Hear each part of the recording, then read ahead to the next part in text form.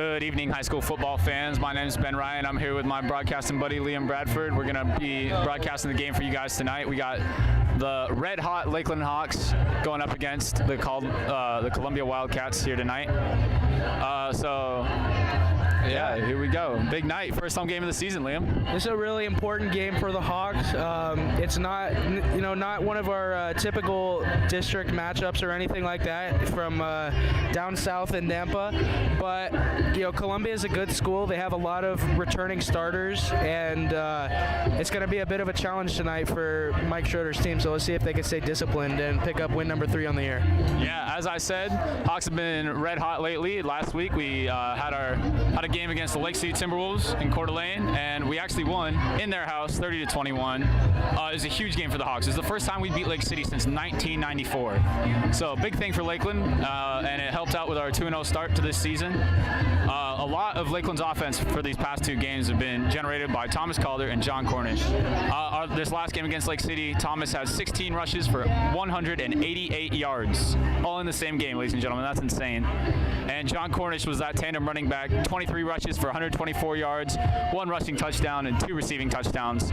Really, those 2 have just been the lifeblood of the Hawks offense this season. It's the definition of a great 1-2 punch. 2 similar guys with similar builds, not the biggest guys in the world, but John Cornish, pound for pound, is one of the strongest guys on this team, if not the strongest. Thomas is extremely fast. He has bursts of speed that hit at any time up the sideline, as we saw in that kick return last week. John and Thomas both returned 1 for 60 plus. So 2 speed demons, and they're both a huge part of this offense. Yeah, I would say to describe both of them, just the word power. I mean, wow, those are 2 power running backs right there, Thomas and Calder and Cornish. Really just an impressive squad. Lakeland looking good this year. We're very excited to see what the rest of the season has to bring. Of course, the big game this year will be up against our league rivals, Sandpoint, here in Rathdrum at Lakeland. We will be streaming that game on October 7th. Sandpoint, they play tomorrow against Coeur d'Alene High. They just lost last week to Alta of Sandy, Utah, 15-16 in their season opener. They had a lot of mental mistakes. Here come the Hawks, come down on the field. And the Lakeland Hawks are looking to make a big splash, start the season off 3-0. They're in a great position right now, but they got to keep it going. We talked to Dustin Frank before the game, talked to Porter before the game, and Coach Porter, he just told us that the key to this game is going to be running the football and containing the Columbia offense as far as the running side of the ball as well. Yeah, both teams pretty much gave us the same message. They're both pretty smash-mouth football teams. Both of them want to run the ball and stop the other team from running the ball. We got that from both sides tonight. Particularly, Lakeland's also looking to tackle better this week, especially on that strong run game for Columbia. Columbia's just looking, I mean, they know. We talked to their coach, and we asked if there were any specific players that he was looking at, and he said, we all know, it's Calder and Cornish. So you know that they'll be focused on them tonight. Luckily, Hawks have a lot of other options to spread the ball out with. Top of the line quarterback in Casey Lautzenheiser. I think the Hawks will be just fine. Absolutely, and the Hawks offense never looked better than it did last week against the Lake City T-Wolves. I was at that game personally, and I was just shocked. The boys are playing out of their minds, and really just impressed by the offensive firepower that Lakeland has been producing this season, more so than we saw last year with a lot of the same players, and it's really got to be a credit to the new Lakeland coaching staff. Yeah, for sure. And also another thing that's been driving that run in particular is the insanely strong Lakeland O-line, headed up by Carter Vanek, Preston Jeffs, a whole lot of athletes on that line.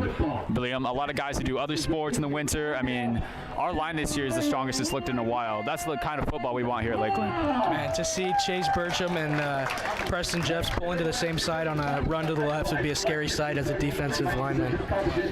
Yeah, you got those guys out in front of Calder and Cornish, and that's a wrap. And we got the Little Hawks here running onto the field. As tonight we have some Lakeland junior tackle events tied into our game here, the Lakeland versus Columbia game. Got a lot of little ones in the house today. Oh yeah, the entire Lakeland Junior Tackle represented.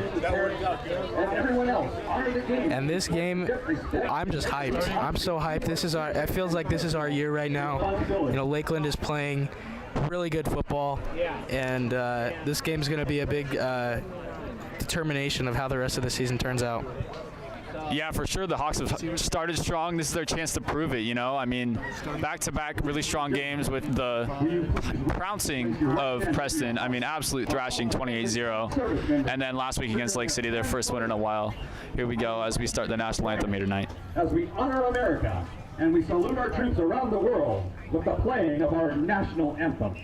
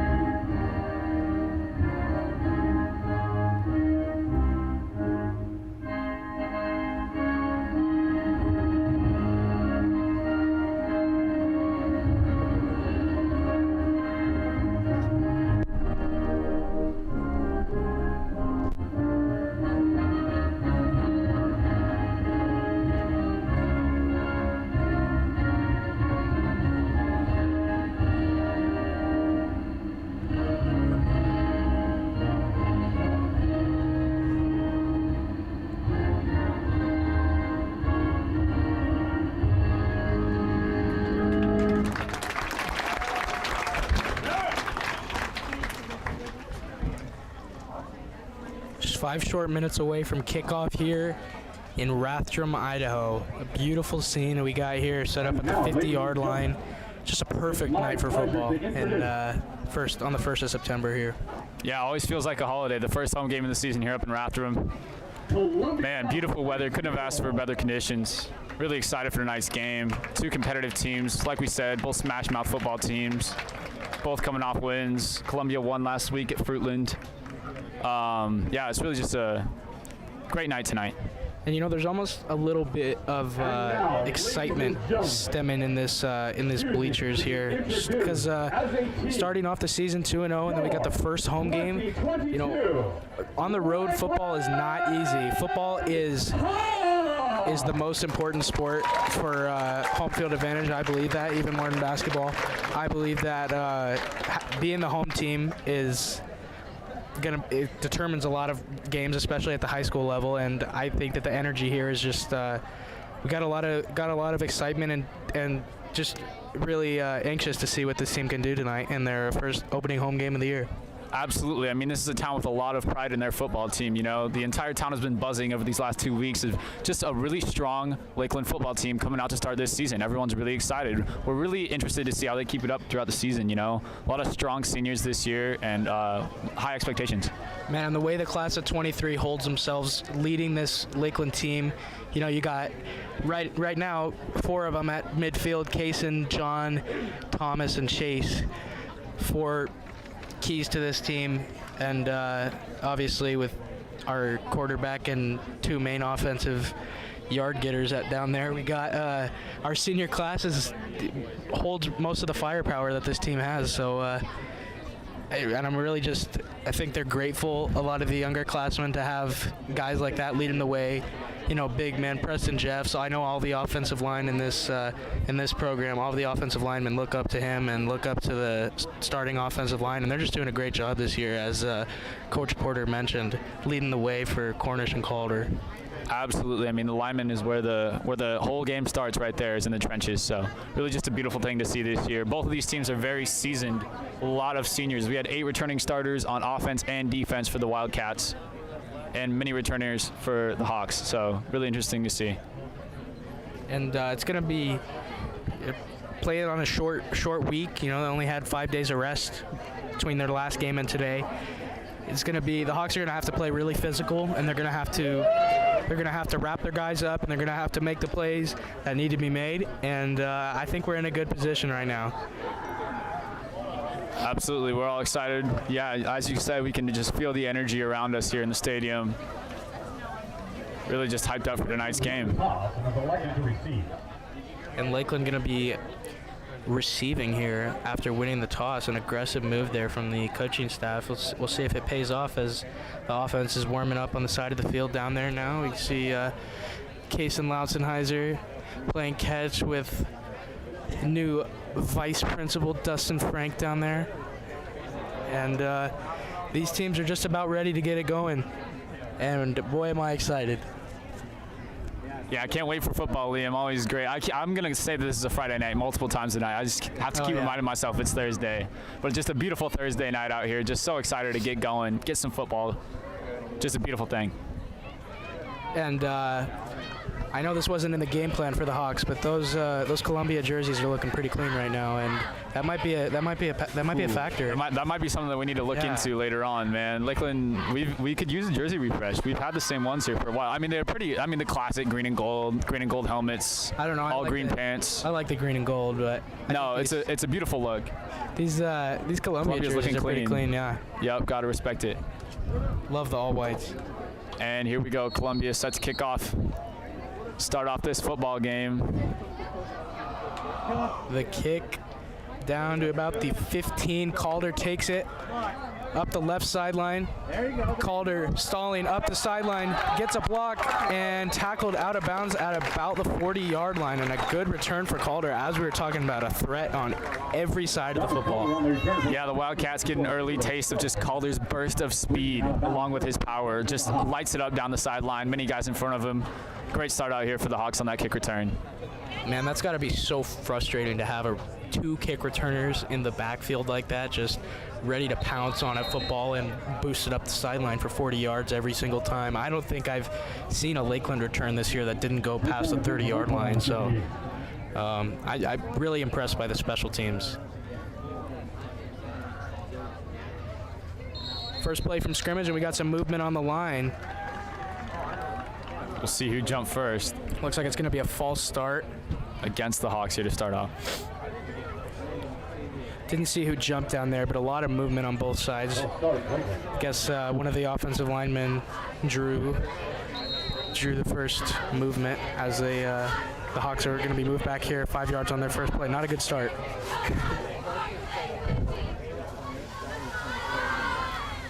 Lautzenheiser trying to hit the refresh button here, hands it off to Cornish. Cornish gets nothing there. Maybe gets back to the line. And that just shows that Columbia looked at the scouting report. They know what's up. They know. Cornish and Calder. And I think that's going to be interesting this game because, and really this whole season, a lot of teams that we play are going to be focused on the Cornish and Calder combo and think they've got it locked down. And I think that's where the Lakeland offense needs to find alternative options outside of those two that they can spread the ball around and get some separation that way. And I think we saw that last week with the 40-yard touchdown from Ezra Benson. They were playing Calder and Cornish tight as Calder gets a handoff here, breaks the tackle. He breaks it right down the sideline. He picks up the first down, breaks another tackle, and a nice run there to pick up the first down on 2nd and 14. First down, Hawks. Beautiful 20-yard gain there by Calder on the sweep to the right side. Just bursts it down the sideline. Again, you just see his speed. When he gets some guys in front of you, man, he is gone. That's the problem with the 1-2 punch. Even if you're focusing on Cornish, there's just Calder. And if you focus on Calder, there's Cornish. And that's Lakeland football through and through right there. Is a 20-yard run to the outside, and that's what we're just gonna punch it up the gut, and that's what we do. And you got to be ready for it if you're Columbia right now. And once again, it all just started from that O-line, those pulling tackles. Hand off to Cornish. Blowing him up. Inside, and he picks up about 3 on the play. Columbia so far doing a nice job of getting to the line on these hands off to John and not letting him break off, because as you know, if John Cornish is breaking a tackle at the line, he's probably not going down. Yeah, problem for Columbia is they're going to have to keep doing it all game. A lot of these teams, they come out all excited, ready to go. They know what's up. They know where they're going with it. But then as our line just wears them down and Cornish just wears them down over time, that becomes more and more effective. Lautzenheiser under center, Saputski in motion, hands it off to Weston Saputski, looking for somewhere to go, and gets tackled behind the line of scrimmage for a loss of 5 on the play. Nice tackle there. Yeah, that was just a good trip up by Columbia. They read the play well. Saputski just wasn't able to find that corner. 3rd and long. See what the Hawks pull from their playbook here.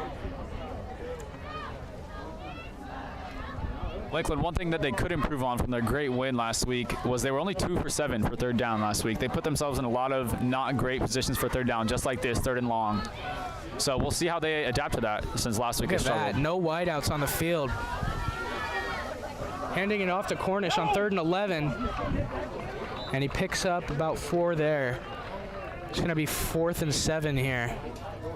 And we'll see what the Hawks choose to do. It's kind of in no man's land right now, so we'll see if they choose to go for it. I mean, with a play like that, you'd think they're kind of setting themselves up here for a 4th down, but it looks like the punting unit will come on. All right.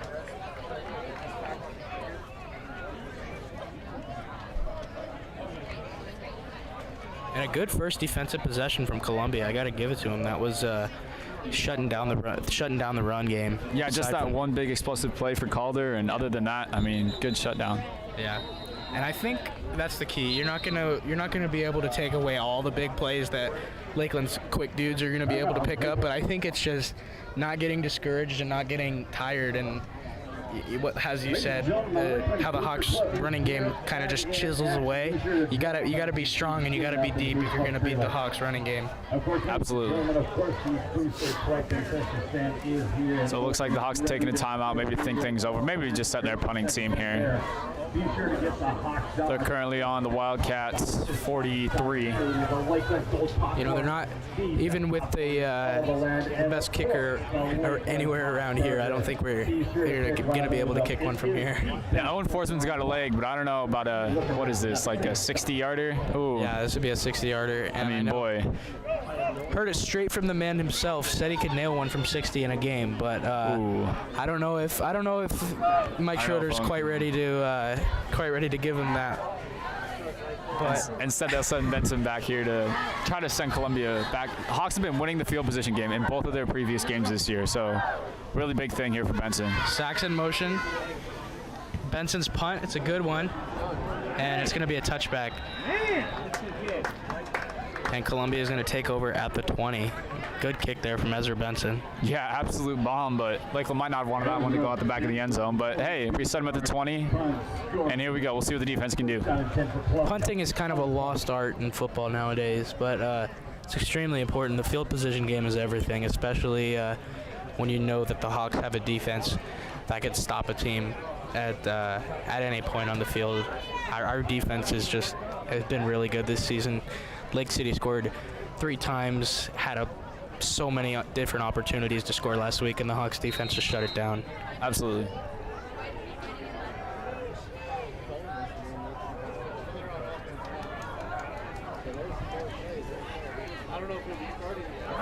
And the Hawks trip him up there, making the tackle. That's Owen Forsman. Nice play there. As they lose 2 yards on the play, 2nd and 12. Great wrap up and tackle there by Forsman. As we said, he can kick, but he can also tackle. That's one thing the Hawks were really looking to improve on from last week, was just their tackling, just wrapping up in the backfield, not letting them get through arms, but rather go through their bodies. Matthew Davis gives the handoff to Ho. Ho picks up the 1st down. That's a 12-yard gain there from Ikaika Ho. And that's one thing that the Hawks said they focused on, was trying to limit Ho on his explosive plays.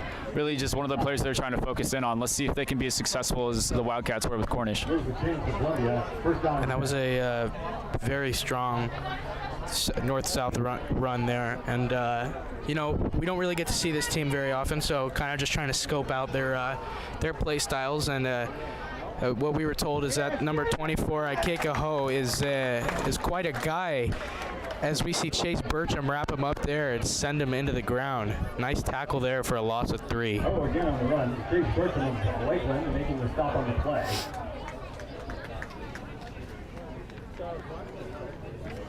Loss of a couple. Second down and 11. And we'll see if this Columbia offensive line is able to make a little bit of a better attempt at stopping the Lakeland Hawks defensive line than the Lake City was last week, because it looked like Chase Burcham was in there pretty much every single time last week, getting past the offensive line. As we see some shoving around here already. Is this going to be a hostile game here? Are we gonna see some pushing and shoving throughout this game? Yeah, I mean, you know, we're up in Lakeland, so you never know. Anything's possible in that regard. I mean, yeah. But yeah, I mean, Lakeland, we're known for our fieriness, you know. I mean, we win the games in the trenches, like you were talking about earlier, how our D-line was so strong last week. They got a little bit excited there on the encroachment penalty, but we'll see if they can bounce back right here. Matthew Davis in the backfield. Hands it off for Ho. Ho up the middle. Sachs made an attempt at a tackle, and then Ho jumps forward, picks up the first down, his second first down run so far. And we're already seeing the strength of Ho breaking through Lakeland tackles, getting them, lunging through the line. Looking great out there already. For Columbia. What number's Riley? What number's Riley?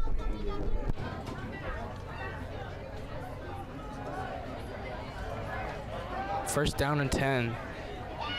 Hawks defense gonna try to make a stop here. Davis drops back. Deep throw, and he was looking for number 8, Nakoa for it. Incomplete. Second and 10. J-Mo Elliott was all over that play. They were lucky it was a short pass because he might have had a chance to make a play on that ball.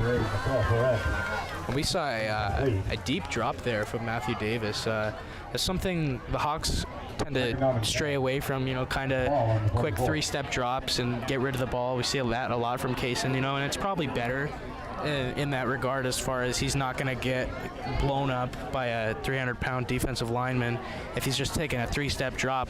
And Matthew Davis gets pretty far back into the pocket there as the Hawks stopping Ho for a loss there. Hutton Hegblum in on the tackle. Great swarm tackle there for the Hawks. Hutton made first contact and everyone's just right on him.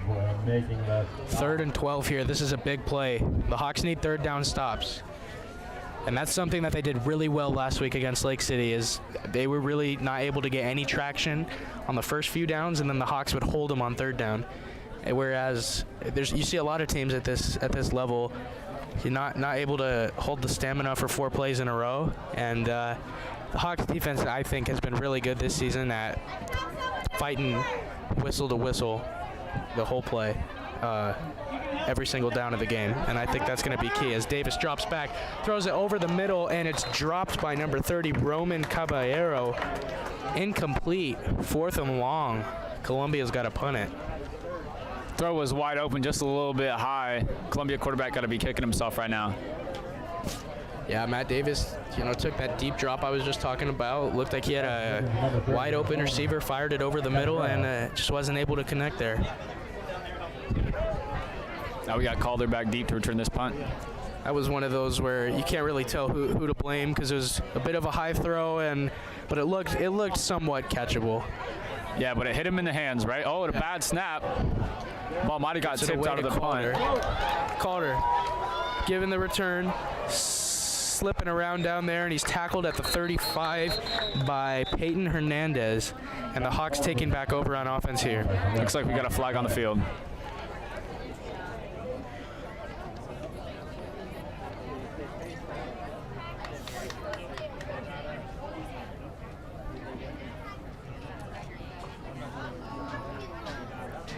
See what type of traction the Hawks offense is able to get on their second possession here after getting locked down pretty good.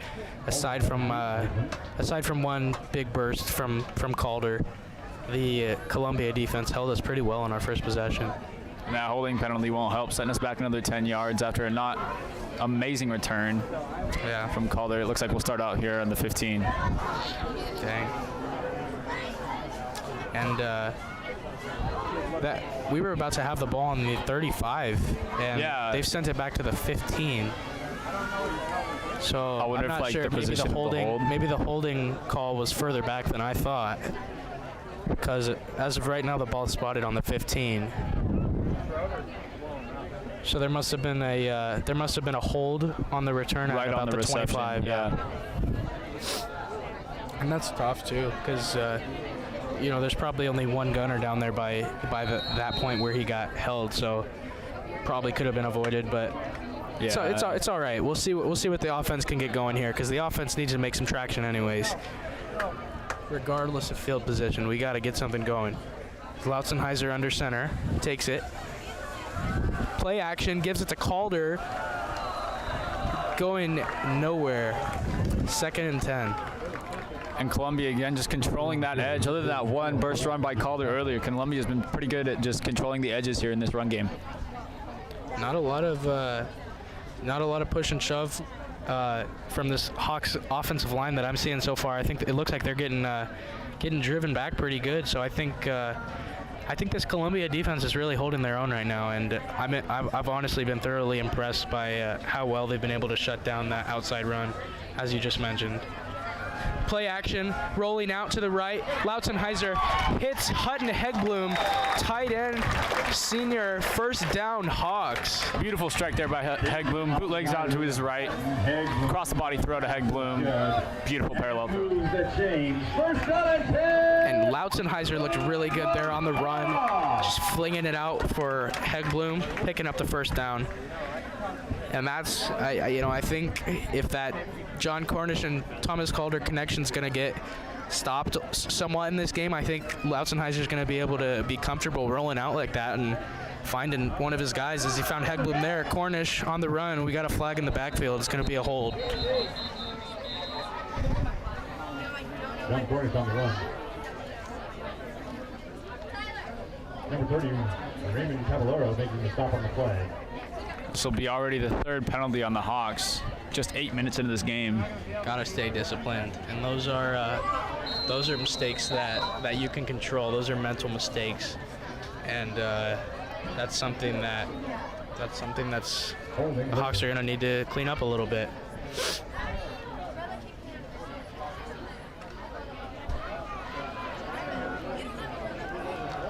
First and 20. Looks like we got Calder split out wide for this play. Saputsky in motion. Give it to Saputsky. Double reverse there. Gives it to Calder. And gets about 2 yards on the reverse. That was the most hard-earned 2 yards you've seen all night. Oh my gosh. That man almost went down three other times before he actually did. We've got an injury timeout on number 55 for Columbia, Troy Olmos. Looked a little shaken up on the play there. Is going to go to the sideline and take a breather. And into the game, and his replacement is number 71, Kai Temple.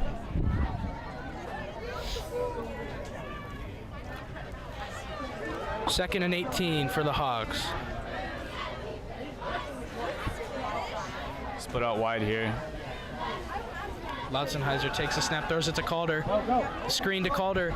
Makes a move, breaks a tackle. Calder up the sideline, picks up the first down, and that's a horse collar. Looked like a horse collar, unless it was a jersey grab from the back. And they didn't throw the flag. Fans aren't happy about that one. From our vantage point, that was a clear It looked like horse he tackle. grabbed the back of his shoulder pads right there. Still, regardless, beautiful run by Calder. Kind of bobbles the ball at first, but Saputsky actually threw a block that enabled him to get down that sideline pretty clear. So good stuff there by the Hawks. And Thomas is just ground and pound, straight up outrunning these guys right now. Because they've been able to contain Cornish so far on these outside runs, but the end arounds to Calder are seeming to work pretty well. Lautzenheiser under center on the first down, hands it to Cornish. Cornish takes it up the left side of the A gap and gets about 5 yards on the play. And a decent run there for John Cornish. And there already we can see Cornish just starting to wear down the Columbia defense, just one run at a time. You know, our O-line, Cornish just to push up the middle. I mean, that's Lakeland football to a T right there.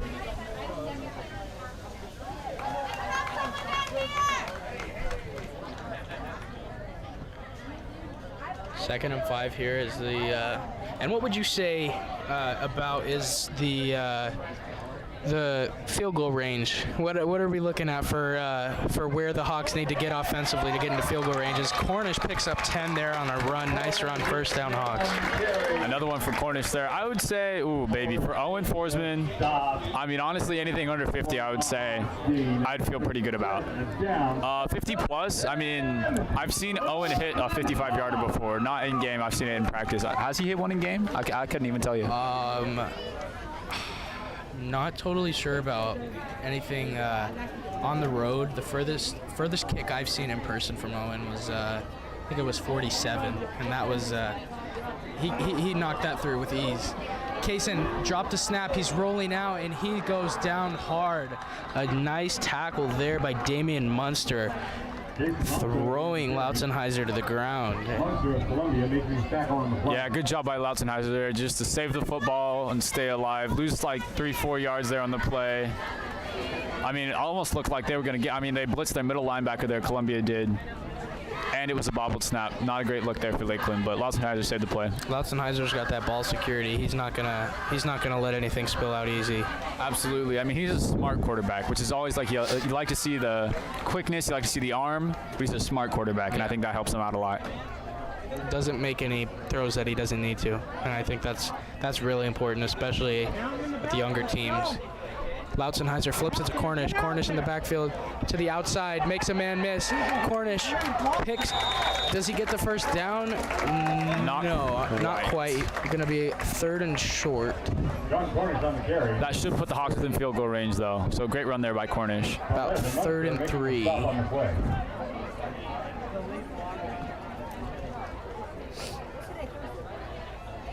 I mean, really made something out of nothing. Didn't really have a whole lot of guys in front of him. Made a man miss, turned it up the sideline. Great run.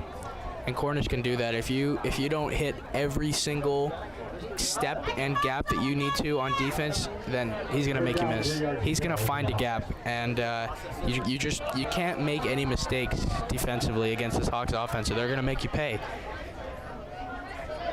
Lautzenheiser on the 3rd and short under center. Hands it off to Saputski. Saputski outside. Cornish picks up a block. Nice block from John Cornish as Saputski takes it up the sideline. Touchdown! Hawks! Great edge block there by Cornish. Frees up Saputski. Saputski was gone as soon as he hit that sideline. That's one of the fastest men at Lakeland. Only a sophomore. And Weston bursts up the sideline as Cornish laid out his defender up on the left side there. Saputski just runs straight into the end zone. And a great offensive play there. Touchdown Hawks. It's 6-0 already. Let's go. And that 28-yard run, I believe, was Weston Saputski's first varsity touchdown right there, ladies and gentlemen. Got to be a good feeling for the sophomore. And Forsman boots it through with ease to nobody's surprise. 7-0 Hawks. I mean, he makes it look easy, man. That kid's got a future in kicking. Only a junior this year. Started on varsity last year as a sophomore. I mean, that's really just a big thing for the Hawks. Our special teams unit is so much better just because of him. And after Columbia was able to hold the Hawks offensively on their first possession, able to drive right down there, and despite the holding call, able to score a touchdown.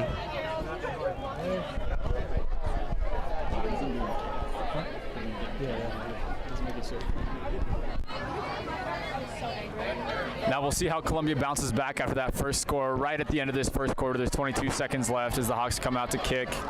Really, I mean, they can't be disheartened. They have to come back out, and they have to be gunning for a TD. You got to answer right back here. You can't just let the Hawks build up momentum like we saw against Preston. When the Hawks had 21 points in the first quarter against Preston. All the momentum was their way.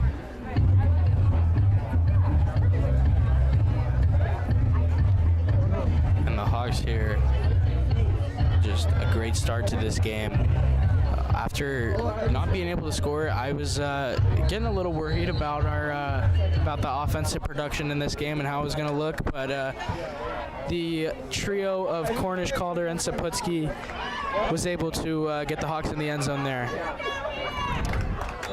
Tackled down at about the 25 on the kick return there. That was a little pooch kick there for the Forsman. Good recovery there, though, by the Hawks. Kick was about to the 19 and came out to the 26, so good stuff by the special teams unit of the Hawks.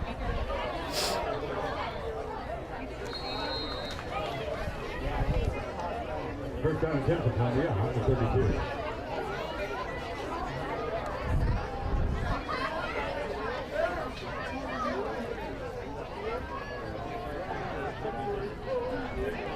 You know Columbia's going to come out firing right away here. I mean, now they have something to answer for. Davis gives the handoff to Ho. Up the middle, tackled by Burcham. Good tackle there by Chase. Ho just lunging into him, but Chase not giving up any ground there. That was good. Oh, the carry. And Chase Burcham is an absolute dog. You know, for his size, compared to some of the other linemen, he doesn't have much in the stature, but he makes up for it with his aggression and just able to. It seems like he gets in on pretty much every play that doesn't go for more than 5 yards. He's in on the tackle. Absolutely, just one of the most physical guys out here for Lakeland, both on the offensive and defensive side of the ball. A captain out here, you know, he just leads his teammates on the line. And just he's like part of the lifeblood of what makes our line so great this year. And the force that this offensive line has is huge, and they don't necessarily have a lot of depth, but the starting five, as long as they're able to stay healthy, the Hawks are in a good place because we got 5 dudes that all show up every game and drive back the defensive line consistently. Absolutely, and part of that is just how much Schroeder preaches smash mouth football up the trenches and how just important that is to him. And as you see on the defensive line as well, Hudden Hegbloom, Chase Burcham, Devin Howell, and as well as Elijah Sent are all very physical defenders, and I think it's really just correlates with the style of football that this Hawks team plays.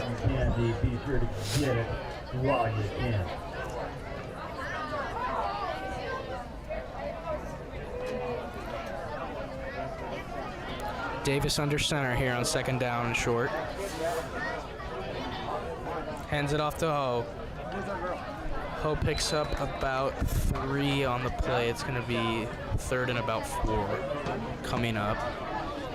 Number 24, Rebecca Ho with the carry. Elijah Sint. Good tackle there by Elijah.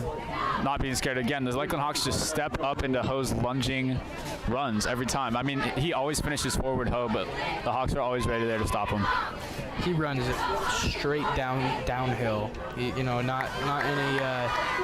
Not dancing around or trying to make any ballerina moves, but he just runs straight and runs down. And I really like his running style. He's been given the ball a lot so far. They give it to him again here, and in the backfield, a nice tackle made by Elijah Sint, snuffing that one out before it could even begin. 4th down, and we're going to see if looks like they're going to have to punt here on 4th and 5.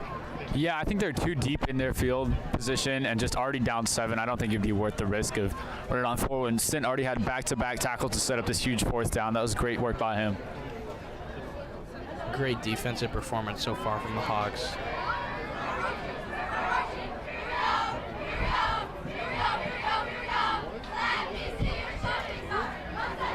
And the punt is away. Calder letting it roll, and then he picks it up. Calder runs out to the left. Let's see if he can outrun everybody. Oh no, and we got a holding call on Forsman.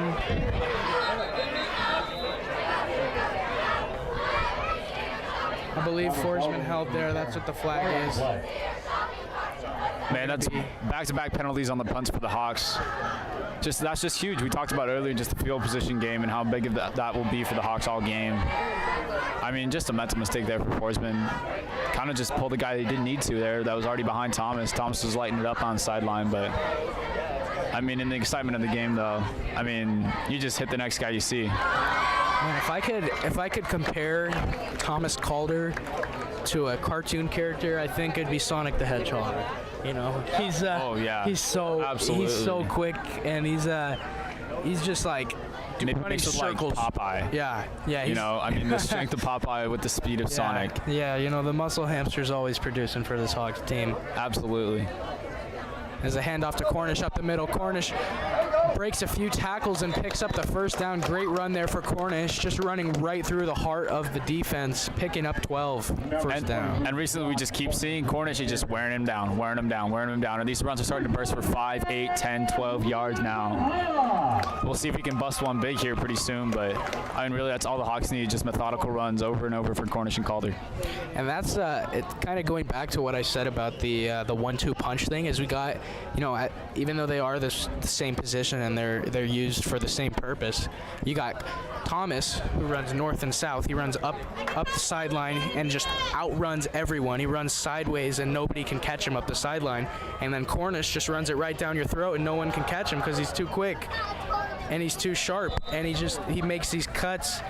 And it's really hard, honestly, on a defense to do much against a combination like that. You just got to make sure that you have everybody contained against this offense. Yeah, absolutely, and that's just the problem. Is that there's the two of them, both with somewhat similar styles, but they can do different things to you. Good tackle there by Taylor Stroll into the Wildcats there. Oh, and in the open field, it's just one of them's gonna make a move. If it's John Cornish versus a safety, or if it's Thomas versus a safety in open field, there's about a 10% chance that they get tackled, is what I feel like, honestly. And that play goes nowhere. There's Calder's taken down, and that's one thing that you're going to need to do playing this Hawks offense, is not let them get to the outside, because once they get to the outside, they're able to just take it up the sideline and move so quickly. And I think that they need to just be able to hold the Hawks in the middle of the field and try to make tackles right up the middle, rather than allowing the Hawks to move the ball outside. Absolutely. I think the Hawks need to start picking up on this middle linebacker blitz there by Everett Kimball. That's 2 straight times that he's come down the middle, and both times were busted plays here for the Hawks. We need to be able to talk that up and communicate that on the O-line.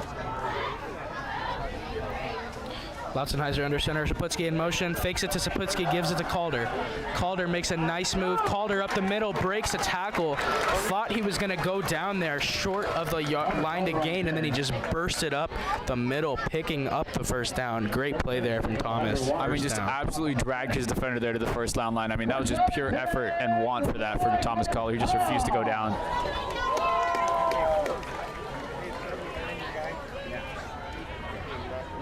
Got 5 now, 5 legitimate putting down so far. That was nice. Lautzenheiser under center.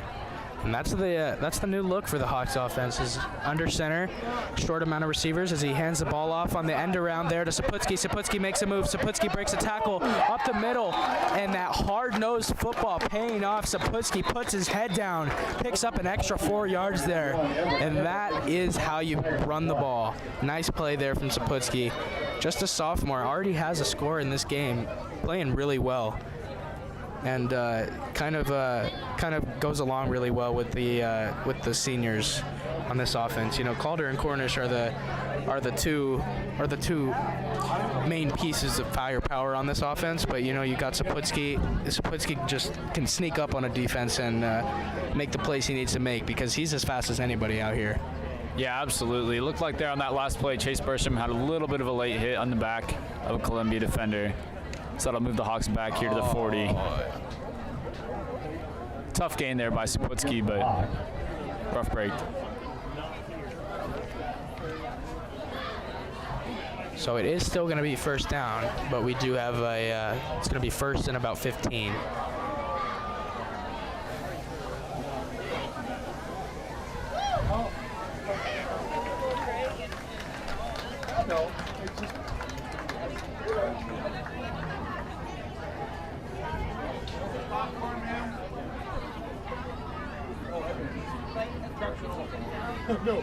Again, another mental mistake for the Hawks that are costing them. I mean, I don't know how many penalties we're at right now, but they're adding up slowly for the Hawks.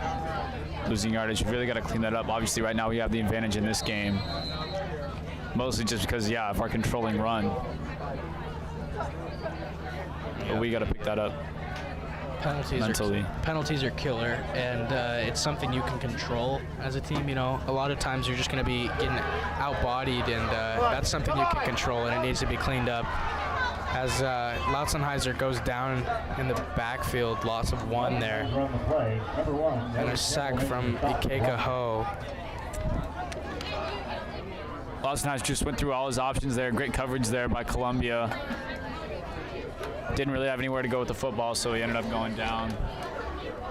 2nd and long here after we had the first down penalty and the sack there. We got about 2nd and 16 here. See if the Hawks continue to put the ball on the ground and do what they know, or if they try to air one out here.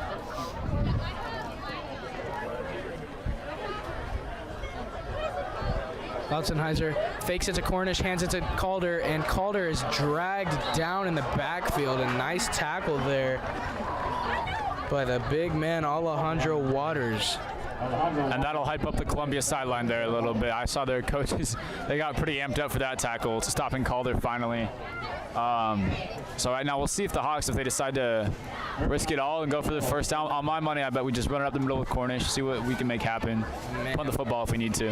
3rd and 20 here. It's going to be, I see no reason for them to try to air one out here, but losing Richie Thomas and Alden Waddington hurt us a little bit after last year. Two graduates that were a huge part of this offense in the passing game.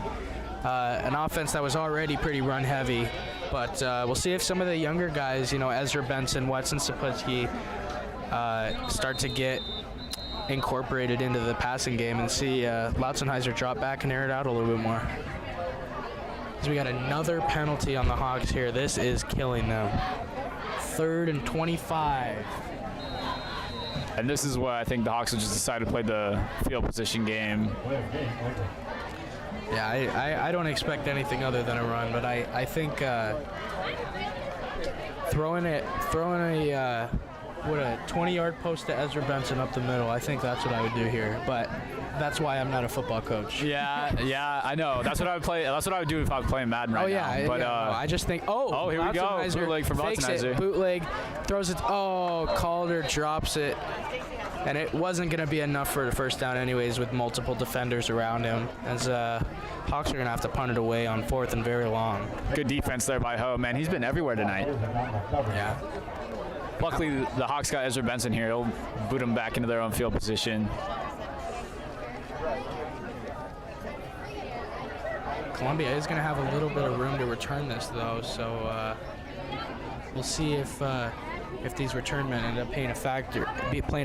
We have Jared Payne and Quinn Jepson, it looks like, down there returning the kick. And not a very good punt from Benson. Goes out of bounds at about the 37. Kind of muffed the snap on that one. Didn't allow him to get a good clean kickoff. That'll play right into Columbia's hands. Hopefully the Hawks defense here can make a stop with a little under 6 minutes left in this half. 5:38 left to go in the first half. Hawks still in charge, but not winning by much. Columbia staying in the game, and we'll see what their offense can do here, as the Hawks haven't allowed them to get much more than a few first down runs so far. Yeah, I've been impressed by the Columbia defense. They're not hanging their heads. They've been out there on the field a lot more than the Hawks defense has tonight. So yeah, they're keeping it up out there. I mean, obviously they already got scored on tonight, but I haven't seen any down put there in there. Oh, great tackle. Davis flipped it to Ho, and Ho directly getting the stiff arm on Elijah Sint, pushing him into the ground. But luckily Sint had some backup, and they were able to bring him down. 2nd and 9 here coming up for the Wildcats. Good work by Ho there just to get back to the line of scrimmage. I mean, I thought the Hawks had him in the backfield, but nice use of the stiff arm. Still a great tackle though for the Hawks. If you can hold Ho's yardage the best you can, I mean, that's always the goal. Davis in shotgun. Motion man up the middle.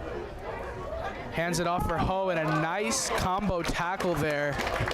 And we got some extracurricular going on. It seems that every time there's some shoving after the play, it looks like Chase Bertram's always in the middle of it. Anytime he's got an excuse to hit somebody, man, he takes it. Man, that's something I see in Chase. His aggression, he channels it so well.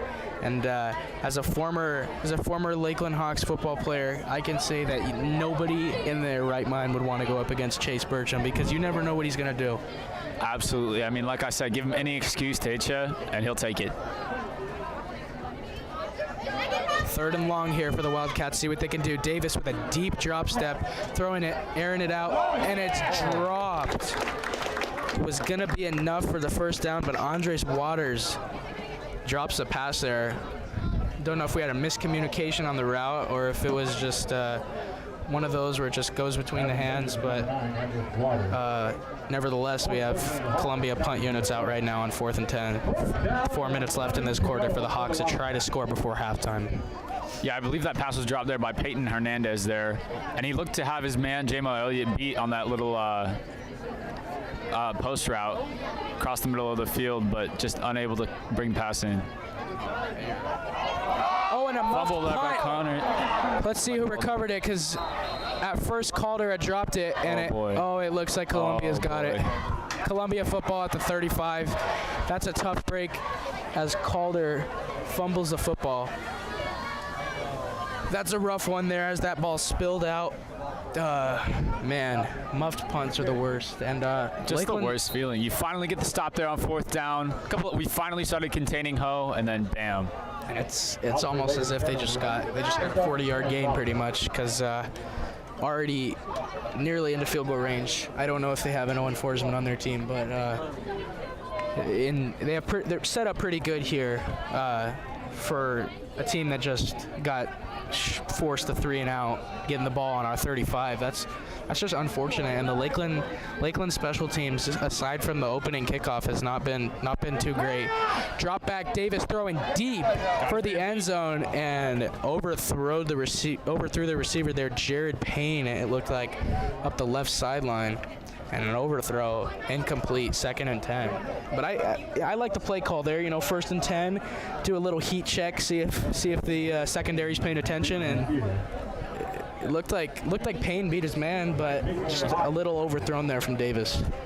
Yeah, it was really a good run route. I mean, he had Kinkler beat by just half a step. I mean, I don't know if the ball was in there, if Kinkler could have got there or not, but I mean, that's a tough throw to make as a quarterback. I mean, that was probably at least 40 yards. And he did make the smart throw. Nobody was catching that ball except for Payne, and just a little bit over his head. I think he placed that ball pretty well, just maybe a little bit too much on that ball.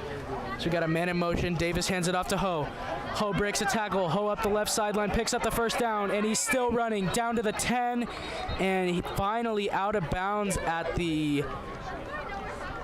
Oh, it looks like he stepped out at about the 17-yard line or so. So it's going to be first down at the 17 for Columbia. Man, I didn't know if he was going to go down there. He just kept running. Well, I think the Hawks got lucky. He stepped on the sideline. I thought he was keep going. Oh yeah, that looked very, very similar to Saputski's opening touchdown in this one. And Columbia in the red zone just like that off the muff punt.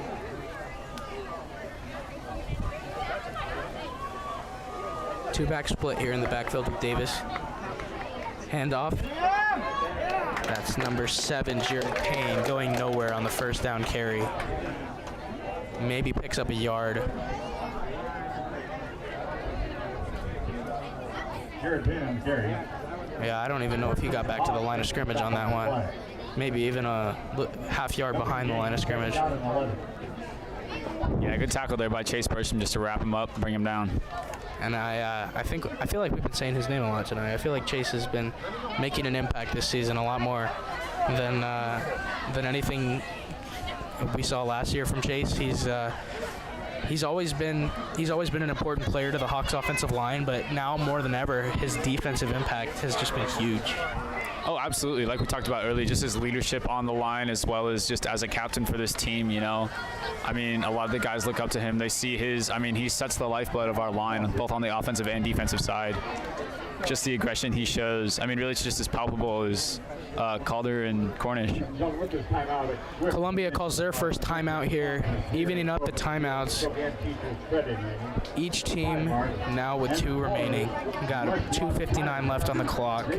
If Columbia is to score here, Lakeland gonna have to run a pretty efficient 2-minute drill, because this defensive Columbia has been in every way impressive, and I don't think that with the defense that they're providing right now that they're putting themselves in a bad position at all. I think the Columbia coaches, despite how our defense has been able to contain them, I think they got to be happy with the way they've been playing. Not a lot of mistakes, and the only thing I see really shooting either team in the foot right now is the Lakeland penalties. Yeah, absolutely. And I mean, Columbia, best case scenario for them right now, you get a touchdown, you'll get the ball back here at the second half, likely elected to receive the first. So no matter what here, they will be getting the ball back at the end of this half. Right now, Lakeland just has to keep them out of the end zone, hope for a missed field goal or something here. That's why you always elect to kick. For real. That's what Madden taught me. For real. Always defer. Always defer. But Davis hands it off to Ho. Ho up the left sideline, and Ho. Oh, he pranced into the end zone, but we do have a flag. Looks like it might have been a hold. Either a hold or a block in the back there on the edge. And this one's coming back. It's a hold. Finally, Lakeland catches a break here with penalties. Ho had a pretty easy lane into the end zone there, but obviously it was a pretty evident hold if the flag was thrown, and they're going to be pinned back here about a couple more yards, 2nd and 13 here from the 20. Yeah, lucky break there for the Hawks. Hopefully that'll sharpen them up. Now they know what's coming. Got to be watching Ho out of the backfield. Ho, the only man in the backfield next to Davis on this play. As we have a flag thrown. Is that a false start? We do have some movement on the line.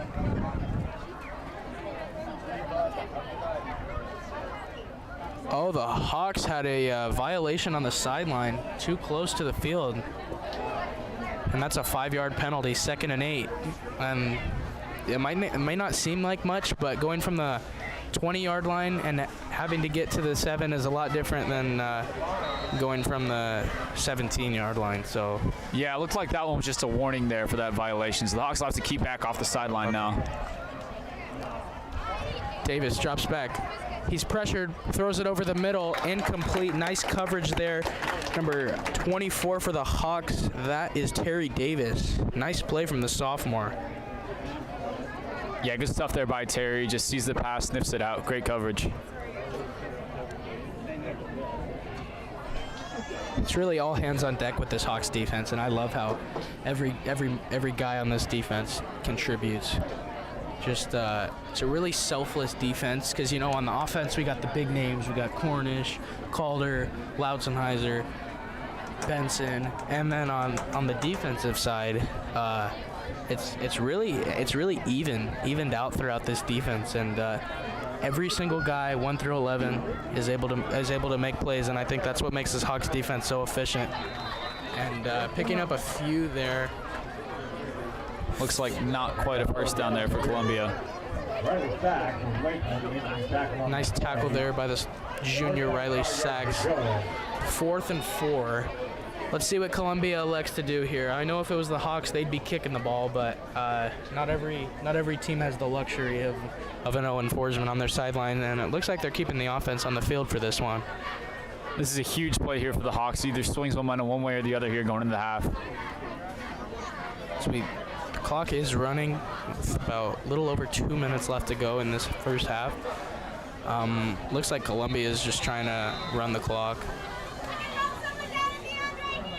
And we have a timeout called by Columbia with 2:01 left in this first half. Really big decision here for Columbia. They're just outside of the 10-yard line. 4th and 5. I mean, really, I would say you got to elect to kick it here. I mean, you're going in, you'll get the ball here second half. Just put some points on the board, get your guys going. Then again, yeah, I don't know what the field goal situation is here for Columbia. And I mean, if it works out, it'll work out good, and I'll look like an idiot, so. The listed kicker is number 41, Michael Kirby. Looks like the offense out there. No, Kirby is out on the field right now. Oh. And they're kicking the ball. All right, we were wrong. There you go. Maybe they do have an Owen Forsman. Let's see. There you go. Kirby. Maybe they're just hoping to get lucky. Kirby lining up here. This one's going to be about a 29-yarder.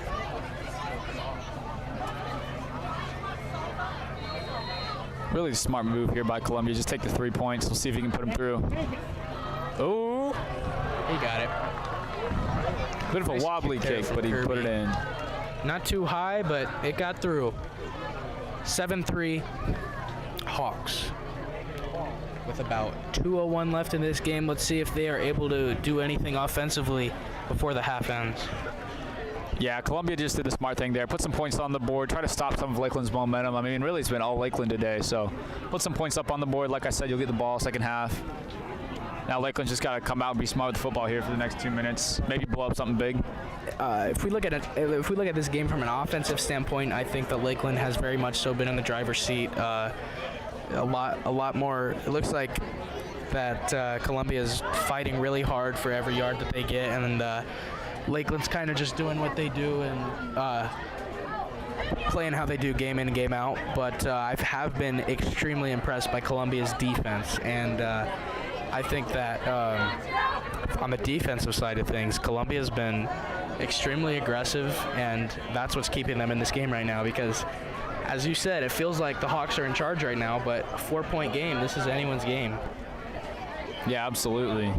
Okay, now looking forward, though, what do the Hawks need to do here in this last minute and 56 seconds? I mean, like we've talked about a lot tonight, they have that great kicker, Nolan Forsman. Really, as soon as you get down past the 35, just about in his range.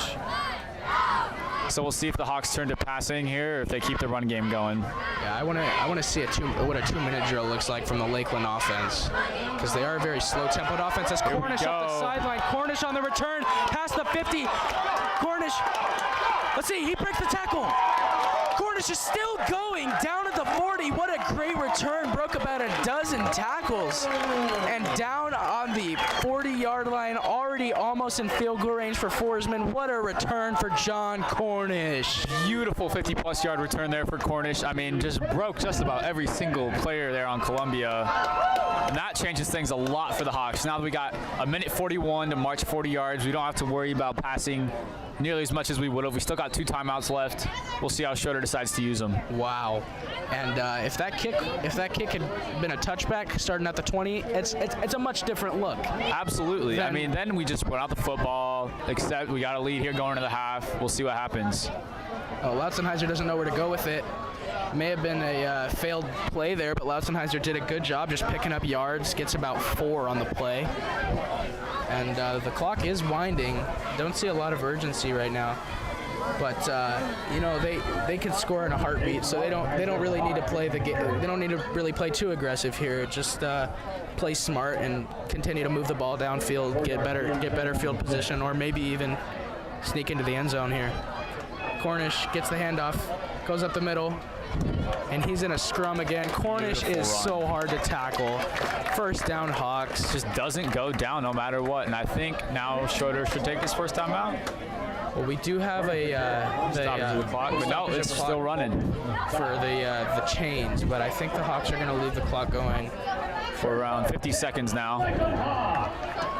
Yep, they're running the play. We got Benson and Saputsky wide on the right. Could be a pass. Hands it off to Cornish. Up the middle, and another boost of 10 yards. John Cornish is just an automatic 10-yard gain. And now it looks like Coach Mike Schroeder will take his second time out of the half. 40 seconds left. Easily within field goal range. Now you're only worried about getting a touchdown here and not running out of the clock. I don't think this coaching staff's thinking about the kicking a field goal here. I think they're trying to get into the end zone before this half, especially with Columbia getting the ball at halftime. Taking a 14-3 lead here would be huge. For real. I mean, forget all the momentum that Columbia just started to take back here with that field goal and a nice long drive down the field. Didn't matter because, I mean, that kick return just really negated all of it, you know? I mean, he brought it all the way back for Lakeland. And, yeah, now easily within Forsman's field goal range. Hawks with the ball at the... Oh, did he not pick up the first down on that last run? No, it looks like he didn't. Looks like he got about 9.5 yards. But a great rush there on first down is they just hand the ball to Cornish, and good things seem to happen for this offense. The ball on the 20-yard line. Yeah, I'm interested to see if we keep going back to the run, or if we decide to throw it up for Benson here on the right side. Hands it to Cornish. Another run. Cornish up the middle. Oh my goodness. Smash mouth football. He cannot be stopped, ladies and gentlemen. It looked like the clock forgot to start. The clock? They forgot to start the clock. And the Whitecaps telling him to roll the clock right now as they're setting the ball, just because the clock forgot to start. 30 seconds and counting here. Still one timeout for Lakeland. Oh no. What do we get? Might have been a timeout. Timeout Columbia, it looks like. They just weren't set on their side of the ball. It works out well for Lakeland. I mean, 22 seconds left. What are we at right now? Like the 11? Yep. Oh, yeah.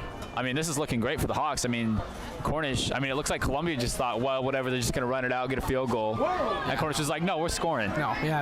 We're gonna let John return this one. We're going to run it out, but every run's going to be 12 yards. So. Yeah. Oh, my goodness. And still a timeout in the bank here for the Hawks. And it's like the Hawks, they don't even need to, like, when there's a time crunch, you know, most teams would have to air one out, maybe force a throw that they didn't want to throw, but the Hawks just continue to run the ball, and they pick up about as many yards as they would on a pass, you know, and it's a lot more safe keeping the ball on the ground. And when you've got 2 star running backs in Cornish and Calder, it's really efficient to be able to run the ball late here in the first half.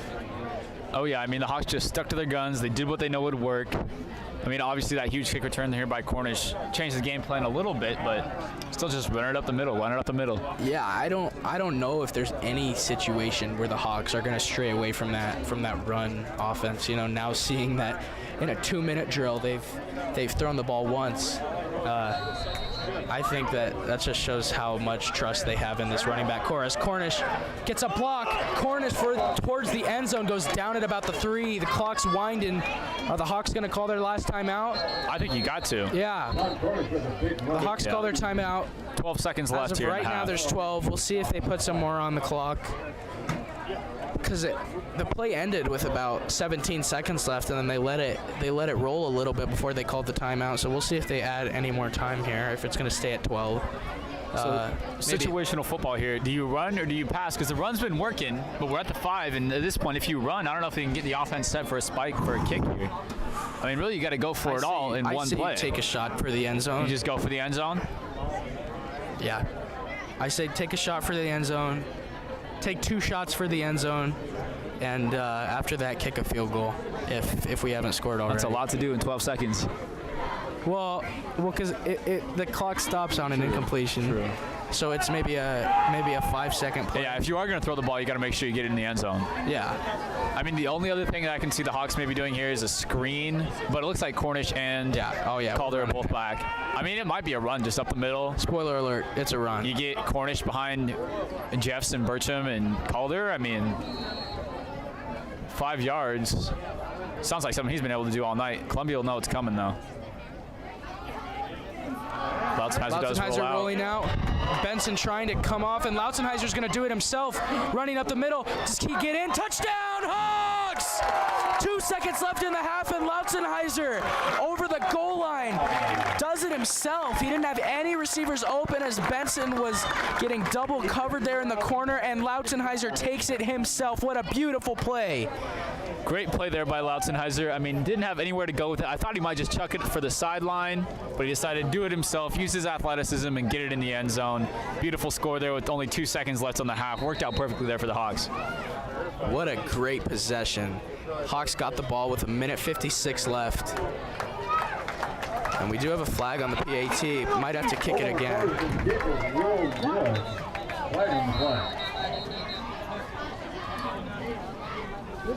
More flags, more flags. Boy, that's been the story of the night, isn't it? Oh, yeah. Plenty of penalties. I mean, we got to be on 7+ at this point.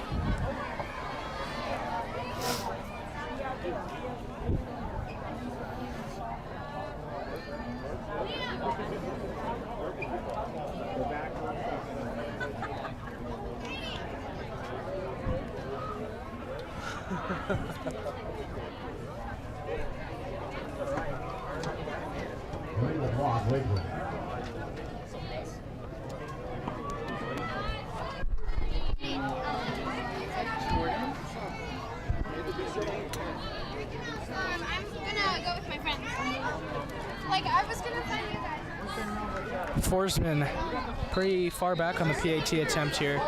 It's going to be a 25-yard, 35-yard field goal. Still well within his range. From NFL range, Puts it through easily. Forsman kicks the extra point with ease. Man, that's good looking. Had some. And that was further back than an NFL extra point, and he kicked that ball further than a lot of NFL kickers do. I mean, absolutely, just right down the middle. Plenty of height. I mean, he could have gone 10 more yards back. Man, and even at the college level, you don't really see guys consistently booting the ball through from 45 plus, and that's something that Forsman can do. And it's just a talent.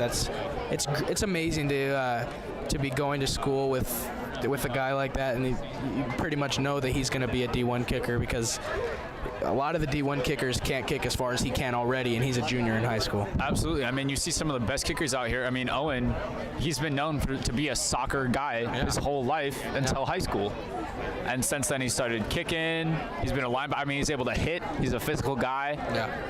I mean, really, I think that he'll be able to play well at the college level here. And that's something you see a lot as well in the upper levels is, kickers coming from soccer have no football experience, and they come to football and instant success because they know how to kick a ball. Absolutely. I mean, ex-Lakeland kicker Cade Coffey right now, he's kicking at the U of I. I think this is COVID super senior year. Was maybe last year. He might be graduated now, but I mean, he was a great kicker for the U of I. Yeah. Constantly just like special teams player of the week in the Big Sky. I mean, just a really, really good player, and he was always a goalie. He didn't even kick till his junior, senior year. I was his ball boy. I remember when I was, 6, 7 years old, and I mean, he just had a heck of a leg. Yeah. So I'm really interested to see where Forsman goes here in the future. A lot of potential, and it's important. He's got to protect those legs. Yeah, absolutely. I cringe every time he's on a big hit, and I'm like, oh, that's my kicker. Leave him alone. Yeah, for real. I know that's the problem with your kicker being your linebackers. Yeah. And it's something that we see a lot of schools have, is they'll have a guy who kicks and he does nothing else. Hawks don't really have. Yeah, we don't do that here. Yeah, we can't do that. We don't have the ability to do that. We kind of have to take everybody who shows up and put them in the game. And Owen does a great job defensively. Oh, yeah, absolutely. Just a defensive talent as well as a good kicker. Here we go. We got it. Columbia takes a knee, and that's the end of the first half. Got a 14-3 lead for the Hawks and a good, solid first half. We're going to take a short 15-minute halftime break here, and then we'll be back for the third quarter. 14-3 Hawks after the first.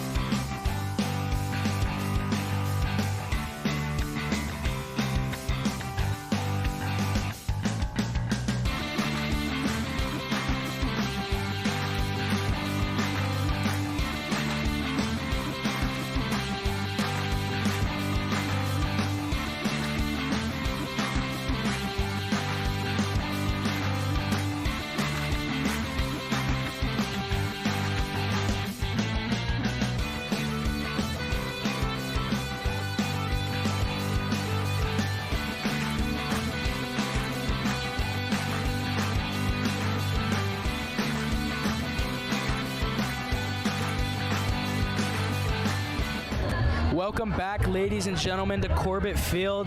Liam Bradford here doing the second half with my good buddy Gerald Diego. What's up, everyone? As we got a 14-3 Hawks lead here coming into half number 2. A lot of offensive efficiency running the ball as usual for the Hawks, but not really get anything going in the passing game. And so far, Columbia's defense has been able to contain the Hawks somewhat, aside from them breaking off a couple rushes in the first half. So we'll see what Columbia can do to continue to contain the Hawks in the second half. But what do you think that the Hawks are going to need to do in this half to continue to hold the lead and finish this game off? I'm thinking they're going to have to move to the passing game. They've only thrown about 5 times this game, and they've been running the ball. They're trying to. The Indians are starting to get the running game down, but I feel like they need to start running the play action game a little more and throwing it deep. Yeah, we got the Columbia Wildcats. They're starting their possession here from the 20-yard line after the touchback. Touchbacks are a pretty common thing for Mo enforcement. I think we're going to see that a lot this remainder of this season. Forsman just boots him through the back of the end zone almost every time with consistency. He's such a great kicker. And Wildcats starting off on offense here. See how they're able to set the tone here on play number 1. Davis, read option, flips it to Ho. Ho up the middle. Drag down there for the tackle.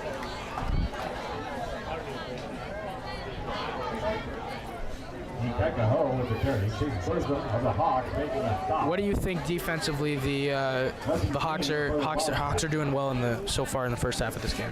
I think the D-line needs to get more pressure. I haven't really seen that much from the nose guard, Devin Howe. He needs to get up there and make havoc. The quarterbacks haven't been having too much time in the shotgun formation.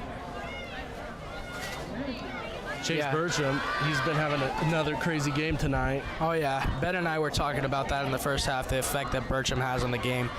He, he's always been a force on offense, been able to push guys back, but now in his senior season, he's showing so much defensive ability to be able to get back into the backfield and just wreak havoc, as you said. And we see Lakeland center and quarterback Braden Thierry and Kason Lautzenheiser on the sideline right now practicing shotgun snaps. So we'll see if there's any adjustments on this offense, because as you know, Gerald, this offense is kind of primarily an under center, and they don't like to spread out very much in their formation. And now we'll see if this half Lautzenheiser is gonna take a couple shotgun snaps and try to air the ball out a little bit, because as you said, what was it, 5-6 pass attempts in the first half. Not a lot of offensive production anywhere aside from the run game from Cornish and Calder. For the Wildcats, Lakeland getting the initial hit. 3rd down and 13 yards to go. And as a defender here, what do you look for in the offense? What do you expect here as a defender? Well, as a former Lakeland player, I usually look at the quarterback eyes to see who he's looking at, see as what just happened there. I would usually just get on getting a 4-point stance to this bull rush him. And the Hawks, very good contained defense there on 3rd down. We talked a little bit about how the Hawks have been able to, for the most part, keep everything in the middle of the field and not let guys break off for big runs. And they're playing from the first snap to the last whistle every single play. And I just see a lot of effort from this Hawks team, and they've always give full effort through everything.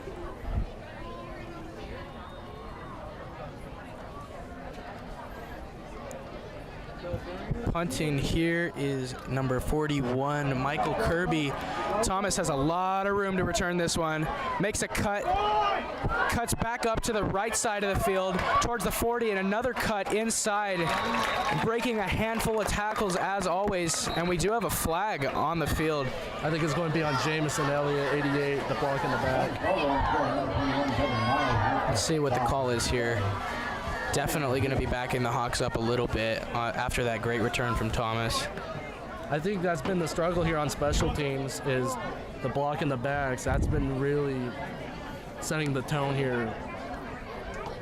Yeah, absolutely, and really just penalties in general hurting the Hawks a lot in the first half because I don't know what it was. It was 7 or 8 penalties in the first half.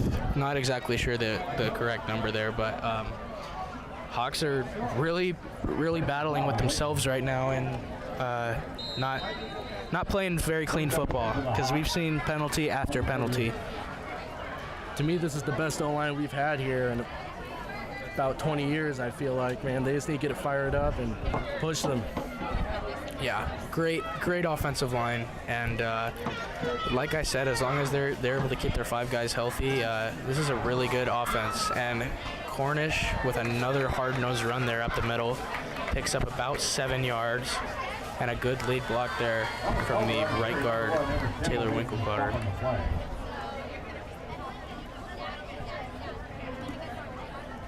Sorry, Carter Vanek, not Taylor.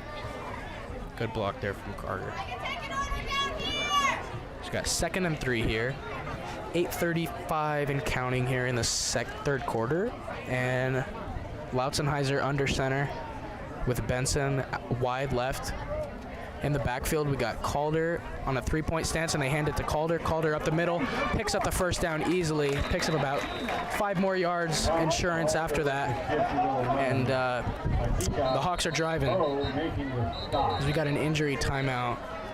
Getting up slowly there is number 20, Damian Munster, for the Columbia Wildcats.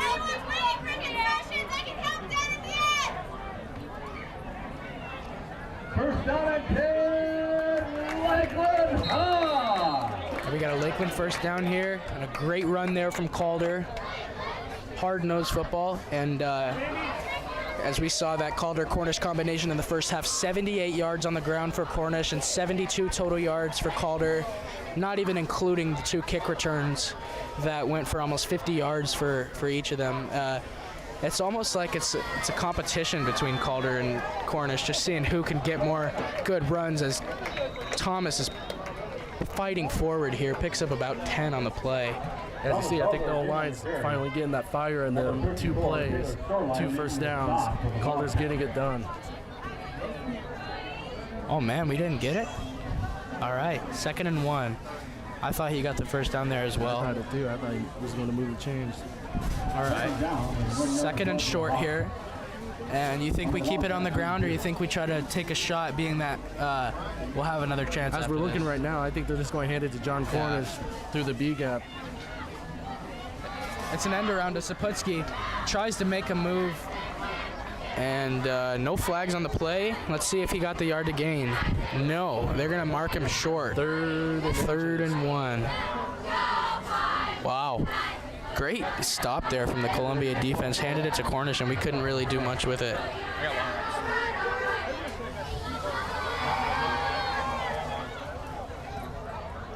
As we'll see what set the Hawks come in here. I feel like very often they come out in this situation on 3rd and short, and they just try to hand the ball off with no wideouts whatsoever. Except on this play, we see Ezra and Weston lined up on the right side of the field. One match, they might go throw it up to him.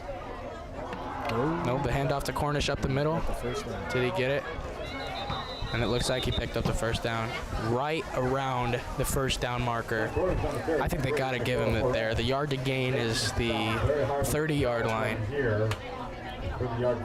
And that's a first down. Hawks first down. Moving the chains. 6 minutes left to go here in the third quarter. Hawks are driving, and they're in the driver's seat, 14-3. As long as the Hawks offense is able to keep chipping away at this tough Columbia defense and running the ball up the middle efficiently and holding on to the football, I think they're in a good place. Saputsky in motion.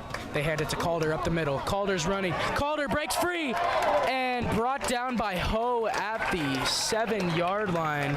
Nice play there to save the touchdown by Akeka Ho. Slow to get up. Yeah, that's interesting because I saw just about 5 minutes ago Bertram getting a little bit of extra attention. He was not with the rest of the team while they were doing their stretches. He was getting stretched out by the lovely Lakeland Hawks trainers. And man, that would be a huge loss if Chase is not able to continue going. He's a tough dude, so he's sticking in there for now. But Bertram, you see on the sideline that Devin Howe's right next to the O-line coach, Tanner Conroy. He might be going in soon. Cornish trying to make a move on the right side. And you know, that's one thing that I think is really important, is that the Hawks keep all their offensive linemen healthy, because as you mentioned, Devin Howell coming into the game for Bertram to give him a little bit of a breather right now, and Bertram does seem to be gingerly on that ankle there, and he's gonna head straight to the trainer there. Not good to see one of the Hawks senior leaders on the sideline here in this game.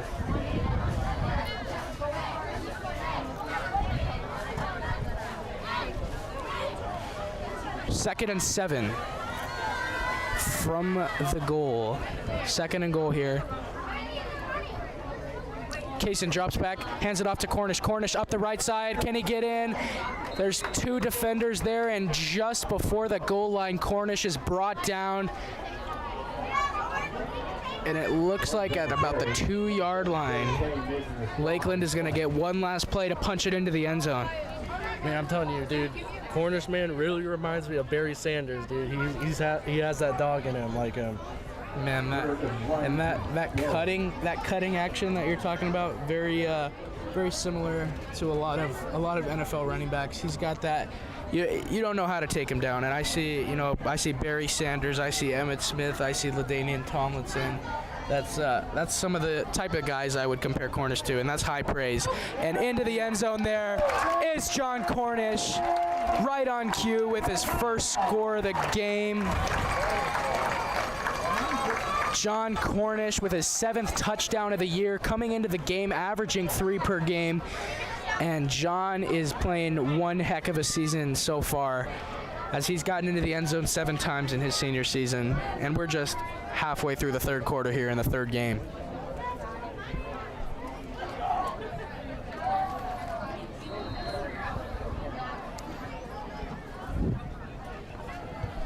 The kick is up and good.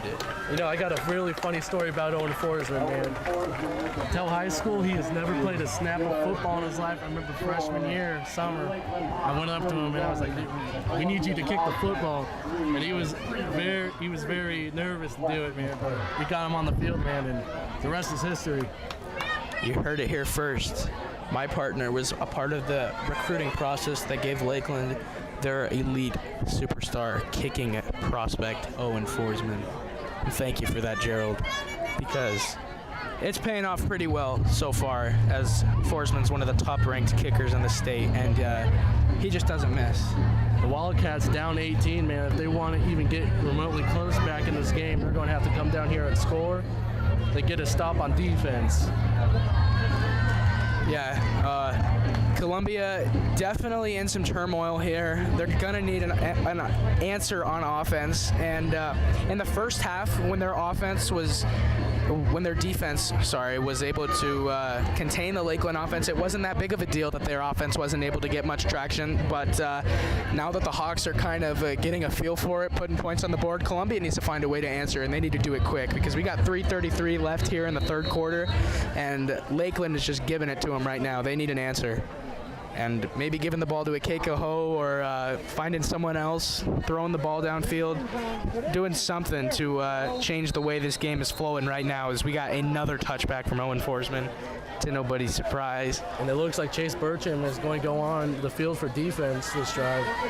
And he is a tough son of a gun. He is a great football player, and he has grit, he has strength, and man, Chase Bertram is just quite a ball player.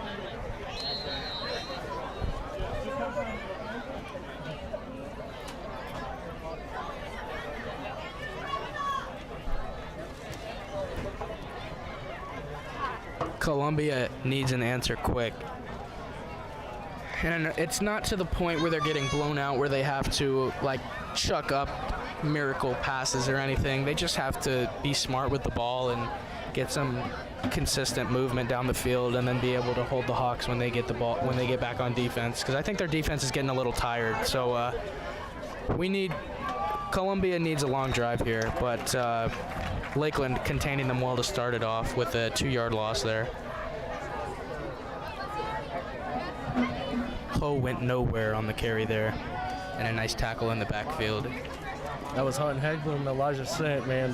They are some dogs. Man, and that combination between everybody on that defensive line, you know, you look at even just Hutton and Chase alone, that's an authoritarian combo right there, and yeah, there's some good ball players.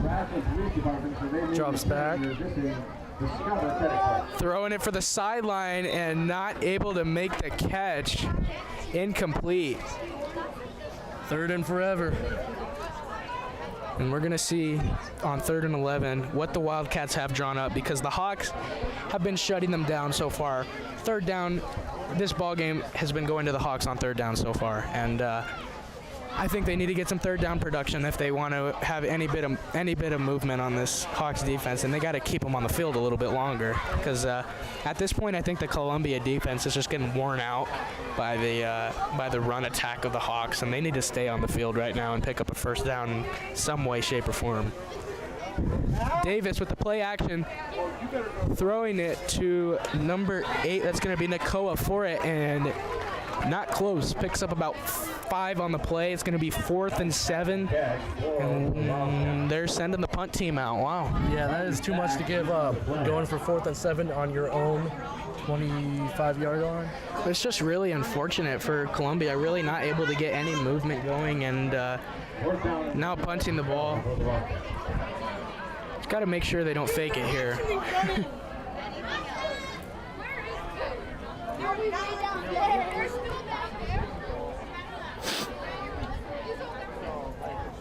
I am feeling for those D linemen down there, having to deal with Preston Jeffs, Carter Vanek. Oh man, and they've 300-pound plus, about 6'4".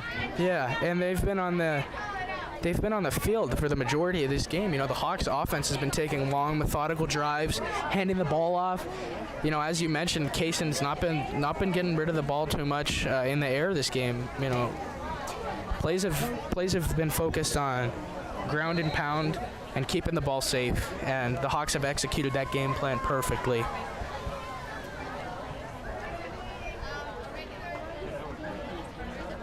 And they are punting it. Sidewinder there. Looks like Thomas is just going to let that one roll down to about the 40-yard line. 1:55 left here in this 3rd quarter. Hawks get the ball back and in command.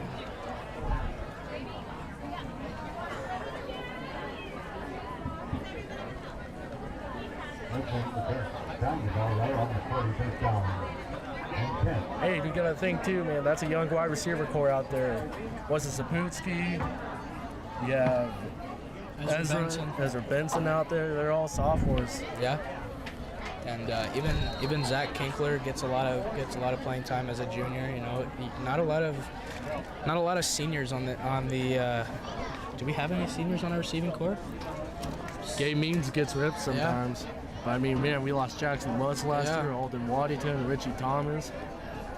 Yeah, that was a lot that we lost last year to the draft, especially in the Department of Skills positions. But that having the class of 25, Weston Saputski and Ezra Benson, they play a huge part on this team for being just sophomores. I mean, imagine what Saputski and Benson are going to be doing their senior year. It's going to be. You got to think Hayden Benson too, man. He's waiting for that starting job next year. I feel like he could get it done next year. Oh yeah, it's going to be interesting next year to see the. It's going to be a lot of juniors on this team because, you know, the class of 24, our class, we don't have a lot of guys. I mean, we don't have a lot of people who play. I was talking to Braden Thierry, the center, before the game, and we were thinking we only have about 6 or 7 juniors that play. Yeah. So, Hutton wide open over the middle, and it's caught. What a nice play by Hutton Hegblum. Now that's what you call an authority play right there. Let's go. What a catch by Hegblum. With the defender pinned up against his back, Hegblum reaches around behind him, makes his defender look silly. What a grab from Hegblum. Man, this offense is so much more explosive than what we've seen in years past, and they don't even have, like as you were just mentioning, they don't have the weapons that we had last year. Alden Waddington, Richie Thomas, you know, they're kind of recovering right now as we see a nice run up the side there, and they're recovering from losing those superstar seniors, and it doesn't look like we're missing the talent all that much, because they're producing on offense. I mean, we got talent in the coaching staff. Mike Schroeder, 4 state championships. Then you have the defensive coordinator Tony Porter. Yeah, he's won 9. 13 state championships between the 2 coordinators for the Hawks, and that's a winning success. That's a winning formula right there. They know what it takes to get there. And they're gonna let the clock wind here to end the 3rd quarter, and it's a 21-3 Hawks lead going into the final quarter of play.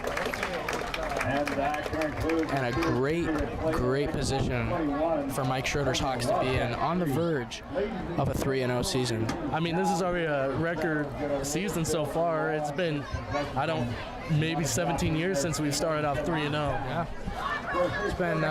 It's been quite a bit of time since the Hawks have started off 3-0, and they need one more quarter of solid football, and they're sitting right there going into our game next week.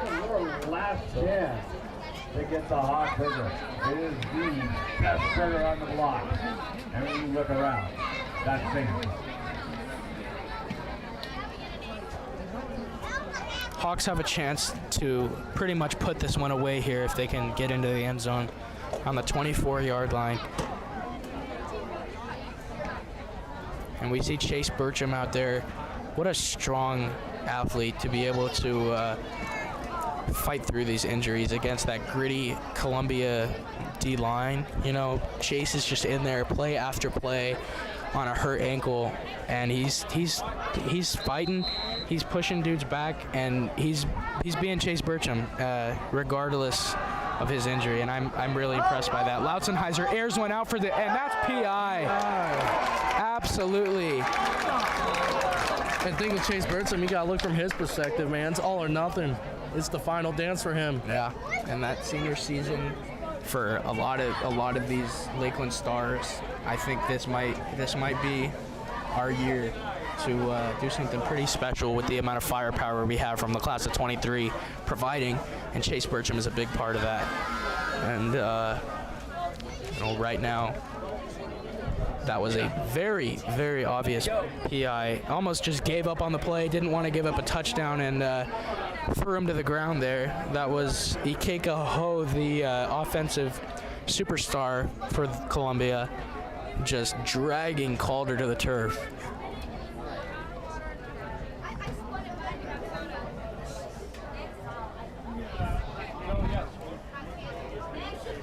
And here we've got a first down and 10 from the 20. We have some confusion. There we go. 1st and 10. Because we got a 15-yard penalty. It's not quite the same as NFL rules where the ball would automatically be placed at the 1. It's just a 15-yard penalty. So instead of having the ball at the 27, the Hawks are now in command, 1st and 10 on the 12. And I believe the Hawks just called their first timeout.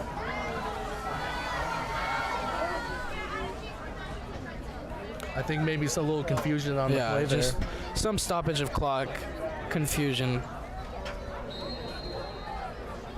All right, no timeouts were called. Sorry for the confusion there. 1st and 10 from the 12. Handing off to John Cornish. Cornish up the sideline. We got a flag in the backfield. Cornish got into the end zone for the touchdown, but we do have a flag. It's going to be a hold. Offensive line. And that's one thing this offensive line hasn't done much this season through their 2 games is hold much. But this game has kind of been a different story. We've got a lot of penalties this game in general. And on the special team aspect, you know, we've had a lot of holds, a lot of blocks in the back. And even on offense, as you mentioned, it's not very common for this Hawks team to get caught for a lot of holds, but had a handful of them so far in this game, and I think that's something that the Coach Conroy is going to be emphasizing in practice this week. The offensive line might be under a little bit of conditioning in practice.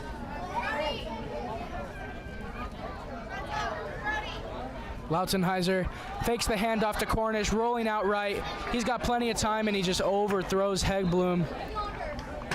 Looked like that one may have slipped.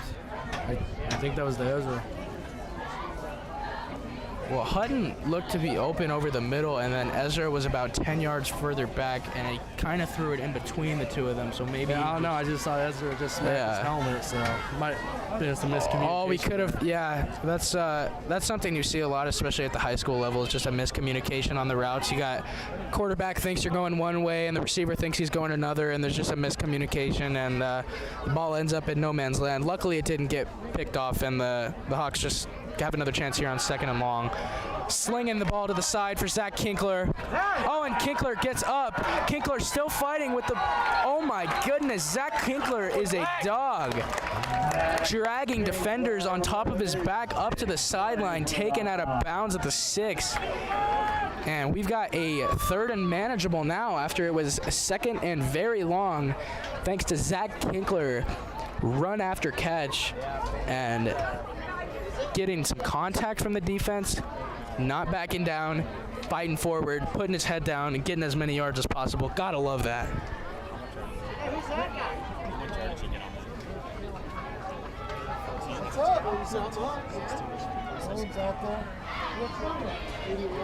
Saputsky in motion.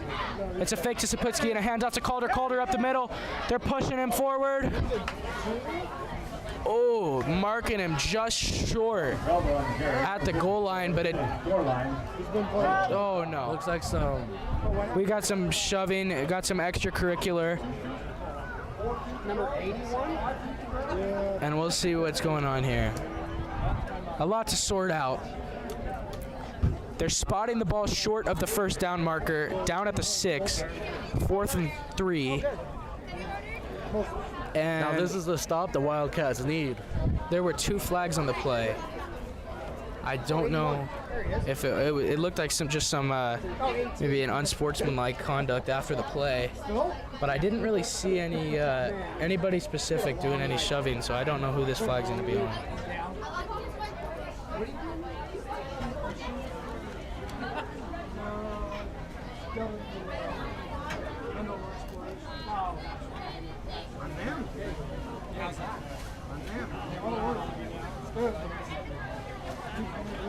Oh, wow, that's a killer, and it was going to be 4th and short for the Hawks at the 4, and instead it's an unsportsmanlike conduct penalty that give the Hawks an automatic first down, and they are down at the 2-yard line. As we have a 1st and goal here, Hawks have a chance to all but put this one away. I think we all know what's going to happen here on the goal line. It's either going to go to John Cornish or Thomas Calder. I don't think there's a chance they throw the ball here. The pitch to Cornish. Cornish in the backfield, and he walks into the end zone easily. Touchdown, John Cornish. His 2nd of the game, his 8th of the year. John Cornish is a beast. 27-3 Hawks.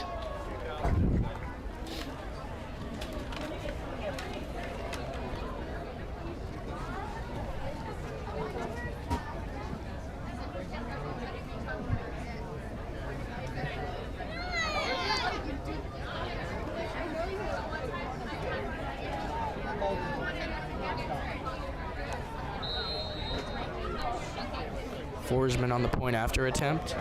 Up and good. Gerald, what do you think about that possession there? That possession was what they usually do. Tempo offense. Yeah.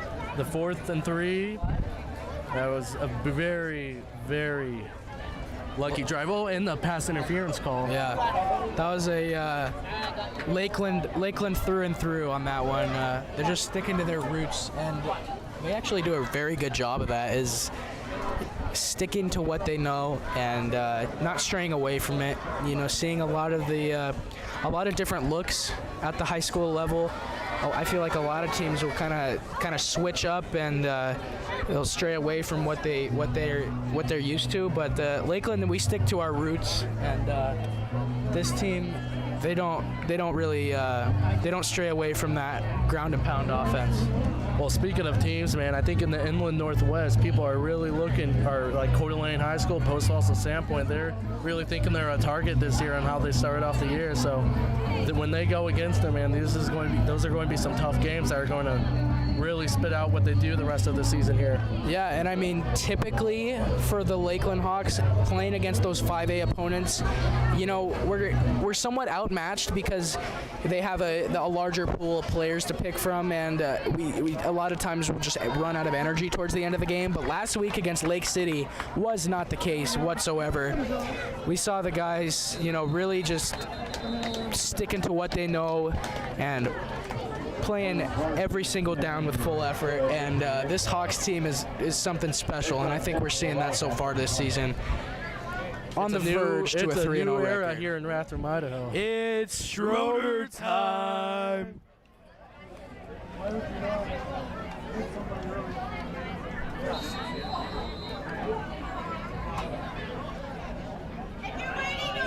Columbia starting at the 20 yet again. Yet another touchback for Forsman. And we got 10:38 left for the Hawks to officially lock this one up and start the season off 3-0. Let's see what Columbia can do here in their last-ditch effort. Looks like to make a comeback. Set here. Davis dropping back, throws it short for number 7, Jared Payne, and Payne is brought down by a swarm of Hawks there. Devin Howell in on the tackle. Nice play there. Jared Payne takes the play. Devin Howell is the Hawk with the tackle. 2nd down, 5 yards to go.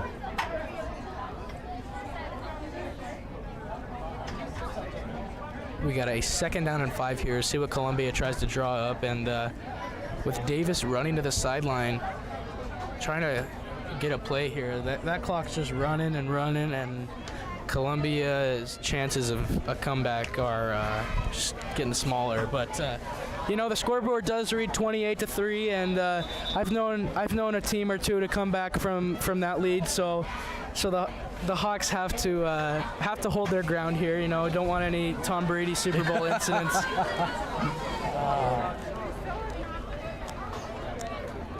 Being in front 28-3, 20 years ago would have been the most secure lead ever. But now, you know, there's always that feeling.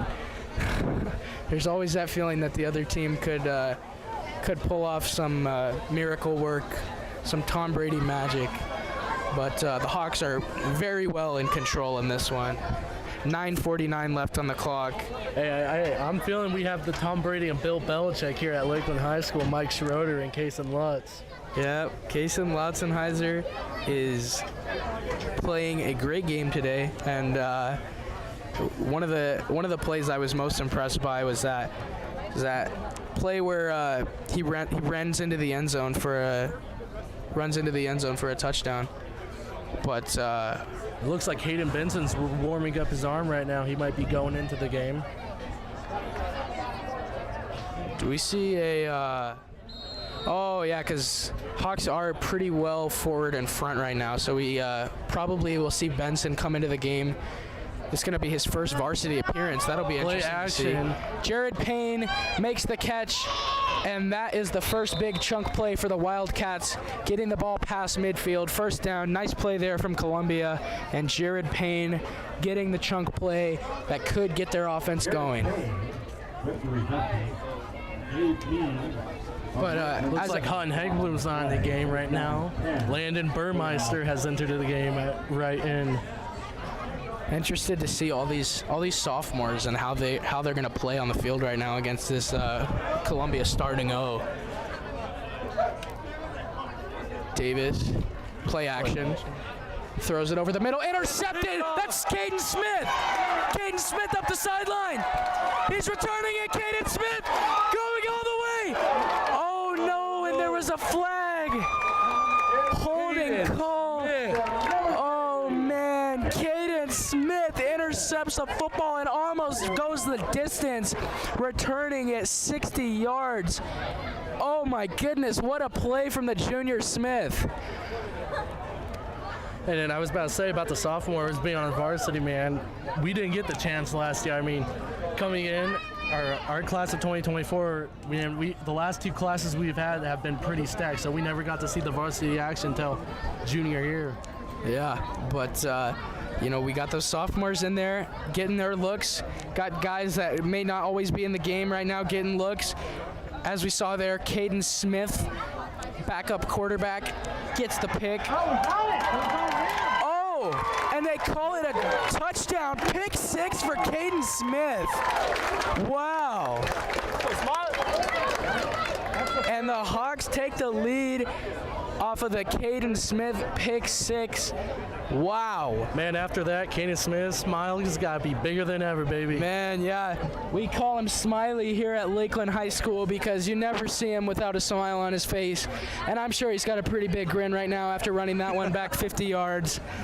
What a play by the Hawks as Braden Thierry's waddling onto the field. Braden Thierry, a good friend of both of us, man. I remember being down in Tennessee when he gave me the call. He got the starting center spot, and that's a big role, man. He's never played a snap of center of his life. To do it at the varsity level for your first time, that is very nerve-wracking. Couldn't be more proud of our guy Thierry because he. Not really. Out of our offensive line, there were 4 of the spots were taken at the beginning of the summer, and the only spot they really needed to fill was the center position. And Thierry gladly stepped up and put in the work this summer and was given the starting center job, and I couldn't be more proud of my buddy. 35-3, Hawks in charge and on top. And they've just been playing really well this game. As a former center, man, that's got to be one of the most stressful jobs, man. I cannot tell you a time I was never scared to snap the ball. Yeah, switching from left guard to center is not an easy transition, and Thierry's done it beautifully. I think it's really got to go with the offensive playbook they're doing under center. And we have, is that Caden? We have Caden Smith on the field right now.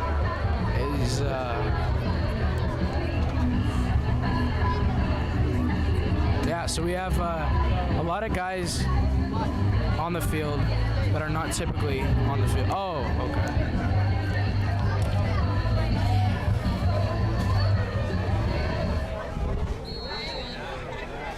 Kicking the ball from the 45. And that is one boot. It's good. Wow. Just in case you guys can't count, that was a 55-yard field goal from Owen Forsman off the tee, and it had about 10 extra yards of room. So, I mean, by that math, Owen Forsman's the best kicker of all time, off the tee. Off the tee. I've seen maybe 3 or 4 kickers at the high school level that can kick the ball as far as Forsman, and man, he's just got such a special talent. He kicked that ball maybe 70 yards off the tee.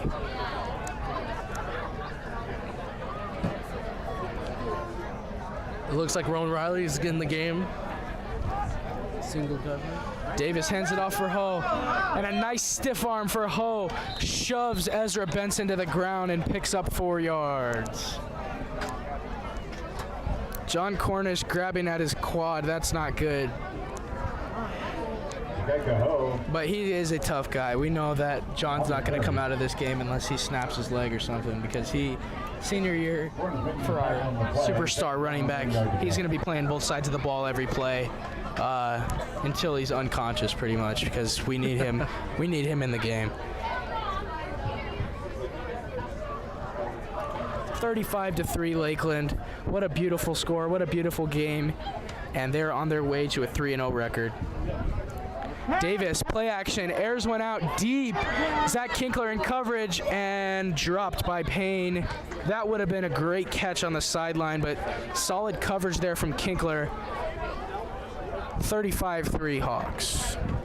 In command, not allowing any movement right now, honestly. And this Columbia offense needs to get something going quick if they want to have any chance at coming back. Still 8 minutes to go. You never say never. Yeah, never say never. That's don't stop playing until the last whistle blows, because you never know what could happen. But the Hawks are beyond comfortable at this point. There it is, right up the middle. And they run it right up the middle. Looks like they got the yard to gain. First down, moving the chains. Nice gain there for Columbia, but you know that clock's still winding, the clock's still ticking. And Columbia really doesn't have time to do much. Stop the Wildcats, though. First down and 10.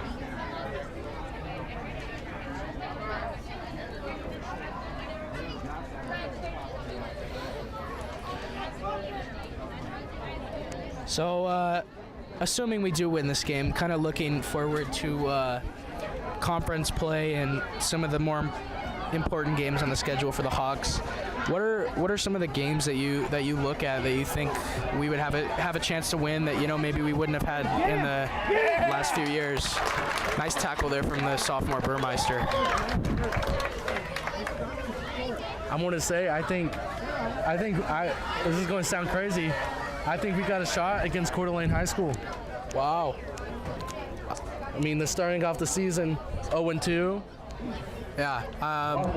Well, I mean, that's a bold prediction. I say we knock down Coeur d'Alene High School. Whoa. I'm saying we knock down Coeur d'Alene High School. That's a prediction, and that's a bold one. But next week, I'm actually going to that game tomorrow. I'm going to go see Sandpoint and Coeur d'Alene play that ball game tomorrow. Yeah. Coeur d'Alene starting off the year 0-2, but they're always one of the top teams I mean, in the to be state. honest, they just played the number 1 5A school, Rocky Mountain. Yeah. Coeur d'Alene, they're always top of the state, and at least in our area, they're probably the best school around. So I got some bold predictions. I think we could beat Sandpoint. I think we could beat Post Falls and Coeur d'Alene. I think that that Sandpoint game this year is going to be the most electric game, and we're going to be live streaming that up in the press booth. That's going to be fun.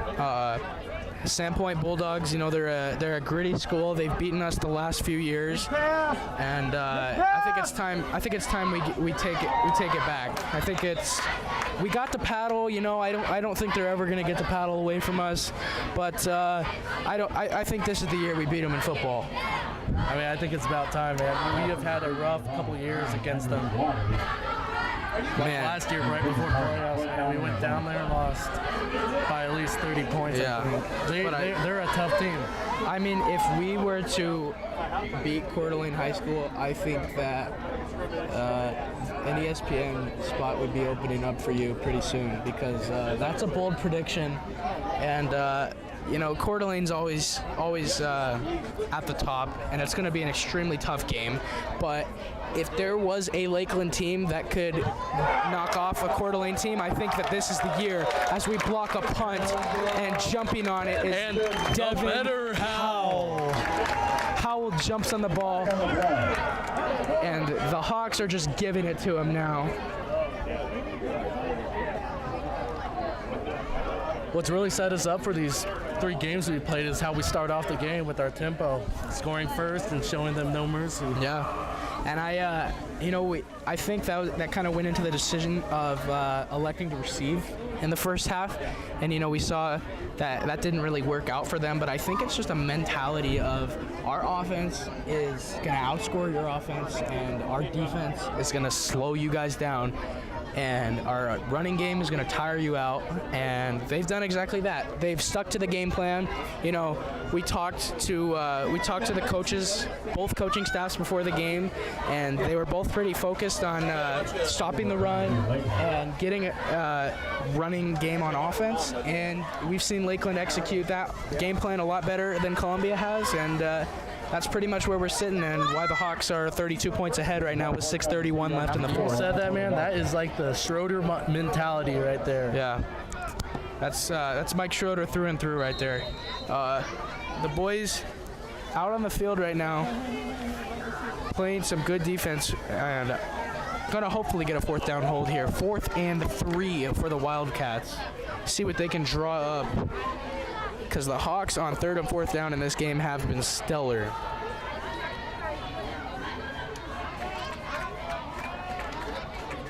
Gotta hold him. Hold him. Hold him. It looks like Ryan Craner's in the game at left end. That guy's a big guy. Yeah, we got a lot of guys, and especially in that class of 25. That's Speaking of Craner, his older brother here had a legacy at Lakeland High School. big right tackle. Man. My nickname for him used to be Larry Bird, man. Man, he was huge. I remember walking through the halls my freshman year, seeing his older brother, and just he towered over everyone. Caden. Yeah, that was Caden Craner. Caden Craner. But his little brother Ryan hoping to add on to the family legacy in the game here, and the Hawks are just in a really good position right now. They have a lot of depth at every position as Ho makes a nice run up the middle for a first down there. Hawks are really deep, and they don't look as tired as they used to. You know, towards the end of the game against, and I think it's going to be tested a lot against some of our 5A opponents, especially Post Falls and Coeur d'Alene, because they just have so many kids. I think our stamina and everything like that, our fatigue's going to get tested in those games. Those two games, that's going to be like the Spartan and Trojan War. Yeah. It's the fatigue is something that has affected the Hawks so much in the past few seasons. When, you know, we got games against Lewiston, Post Falls, Coeur d'Alene, Lake City, and it's just all schools who have a larger group of students to pick from, and so we just end up getting fatigued toward the end of the game and falling short. But this Lakeland team that I'm watching right now, they are strong and they're staying sharp, and aside from the few penalties, they've had a number of penalties in this game. Now on the run is Davis, making a nice 15-yard run there, picking up a first down as we got a late flag for some extracurriculars. But as I was saying, this Hawks team is very poised, and they're very, they have a lot of stamina, and they can go for a long time. And I've yet to see a team this season be able to contain the Hawks and slow them down and get them tired. So it's going to be interesting moving forward to see if there are a lot of schools that are able to kind of tire our guys out and beat us that way, or if we're just going to keep this up. But I'm pretty excited moving forward, man. Starting off the season 3-0, you know, going into school with a 3-0 record, it's got to feel nice for these boys. I mean, I think for the whole team of Raptor, man, that brings back some hope from back from the 80s when Terry Kiefer used to coach, man. It's starting to feel like a legacy will be coming here, a dynasty. Hope so, and you know, if we can do this year what the Hawks were able to do towards the end of the 80s and make it to state, and not only make it to state, but win some games, and at least get to a state semifinal or state championship. Ho up the sideline, pushed out of bounds by J-Mo Elliott at about the 5. A nice run there for Ikeki Ho. He has been absolutely amazing this game. And despite Columbia not being able to have many answers for the Hawks offense and defense, Ikeki Ho has been that one exception. He's been running the ball with authority and just running all over the place. And he has a lot of potential to make it to the next level. And I think next season, man, we're going to see a lot of old seniors, old legends from junior high return to the field. Ikeki Ho scores a touchdown there, and he continues his good game on the ground. And the Hawks only up 26 now, but with 4:32 remaining, I think this lead is pretty steady at this point. What do you think, Liam? Do you think you'll put the pads on your senior year? Oh, I think that's still to be determined. You know, it's not out of the question. I've had personally a lot of concussions and like head trauma injuries and stuff. So I don't know. That's why I'm not down there right now, and I'm up here with the gaming headset on. And the kick is good, 35-10. But I don't know. It doesn't look like they need too much help down there right now. Their offensive line looks really good, and the offense. I mean, the returning offensive line next year will be Braden Tyrion, Carter Vanek. Yeah, losing Preston Chase and Taylor. That's tough, but So I think they're going to want to be grateful that we have those 3 on the field this season, because this offensive line really has done a great job of leading the way for these offensive powerhouses that we have in Cornish and Calder.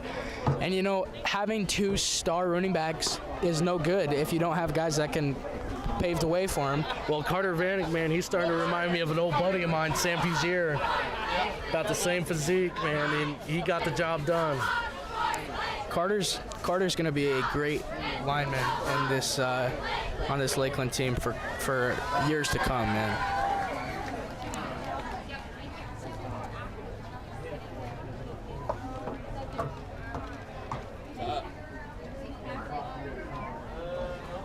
$35-10, and Columbia with 4:32 left finally gets the ball into the end zone, but I think it's just a little too late here. As the kick is away from Kirby, and the ball rolls away from Cornish. On the 1-yard line, Cornish picks it up, trying to return it, and just dives down at about the 17-yard line. And they will keep the starting O-line out there. Hayden Benson out Hayden Benson into the game, his first ever varsity appearance, as they're going to give Lautzenheiser a little rest. And this is going to be interesting because Hayden Benson is the quarterback of the future for this Hawks team. After Lautzenheiser graduates, he's going to have 2 seasons at the helm as the starter, and Hayden's going to be playing a lot of ball for us. So I think this is important that he gets some game experience on varsity right now. Speaking of people next year, I would like to see Cage Wild get in there. He's going to be the starting running back next year. Yeah, it's gonna be really weird to see this Hawks offense without Calder and Cornish, because my whole high school career they've been kind of leading the way. Since sophomores, they've been varsity starters. Yeah, exactly. Calder's been kind of that slot back ever since his sophomore year. That we just he can do anything. He's a receiver. Yeah, he's a receiver. Fullback. Yeah, he does everything. He's a Debo Samuel. Taysom Hill. I think we should start to throw the ball to Thomas, Just throw the ball to Thomas, have him air one out for Ezra downfield. No? All right, well, maybe we'll just let the quarterbacks throw it. Up the middle, a nice run there. That will be Dylan Scott. Nice run there for number 81, picking up the first down. And I could bet you on that Columbia sideline right now, you could probably hear a pin drop. It's pretty quiet down there right now. That will be a long bus ride home. Oh man, driving back to Nampa, I really feel for the Wildcats coming all the way up to northern Idaho and to play 4 quarters of football and lose 35-10. That's a rough experience. But the Hawks played a great game. They did what they could, and they got the win, and that's all that they needed. Dylan Scott picks up about 5 on the play. I am looking forward to seeing Dylan Scott wrestle this year, man. Hawks have a pretty pristine wrestling program. And aside from losing Battle for the Paddle last year, we had won 14 straight Battle for the Paddle wrestling tournaments against Sandpoint. So our wrestling program's in pretty good shape right now, and as they always are. We've got a lot of guys that wrestle, and we've got a lot of guys that are good at it. And my freshman year, I think, was that was the best wrestling season I've seen so far, because we had guys like John White. Freshman year was the first year of wrestling I ever did, man, and I tell you what, that was one of the toughest years of my life, wrestling with Sam Fuzier and Preston Jeffs every day. Yeah, a lot of these boys wrestle just to get prepared for the football season. Riley Sachs himself has told me that it makes him a lot better at tackling and made him more aggressive and able to have that one-on-one experience and bring a man to the ground. Well, I've talked to him, and it seems like he won't be wrestling this year. But you might be seeing me at the varsity heavyweight spot this year for the wrestling team. That'd be exciting. We got a good program, and I want to see Benson Erwin out here. I don't know if it's just me, but I kind of want to see. I want to see if Hayden's got the Hill will arm. substitute for 2 of the O linemen, Braden Thierry and Preston Jeff. Varner on the carry. I want to see him Erwin out to Ezra. Yeah, the Benson brothers. Last year, right here on this field, they won against Lake City on the very last play of the game. I remember that, the game winner for the Benson bros. It looks like Ezra will be subbed out. Kinkler and Saputsky wide out right now on 3rd and long. It's the perfect time to give Hayden a little heat check. Oh, we got a flag, and Dylan Scott is brought down after a gain of 1. Dylan Scott on the run. Number 24, Ikeka Ho in the mix. Flag on the play.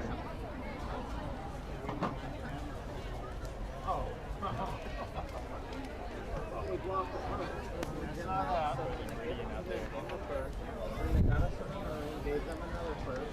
They stopped them. They threw a penalty, a late flag. They weren't. Brad said he didn't know where to take them because I had to help him. We go down to the student section and like dance around everyone. I'm back here. Penalty declined by the Wildcats. 4th down and 9 yards to go for the Hawks.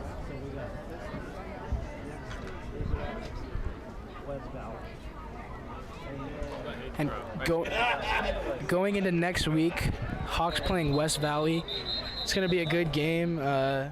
Test the Hawks' undefeated streak and see what West Valley can do against our high-powered offense. And this Hawks team is really just impressing me this season. They don't look to have a lot of holes, and there's, at least from the 3 games I've seen so far, not a lot for the other team to expose. And this Hawks team is powering through the first quarter of their season so far. Well, I mean, I'll give them the benefit of the doubt. I remember before the season even started, I had my doubts, but they have proven me wrong, and I'm liking where this season's going so far. Absolutely. At West Valley next week, I think they'll put the tone on them like they did tonight against the Wildcats. Saxon motion on the punt. Benson lets one air out. That's a high punt. Gets it pretty deep, and a fair catch called by Jared Payne. Sorry.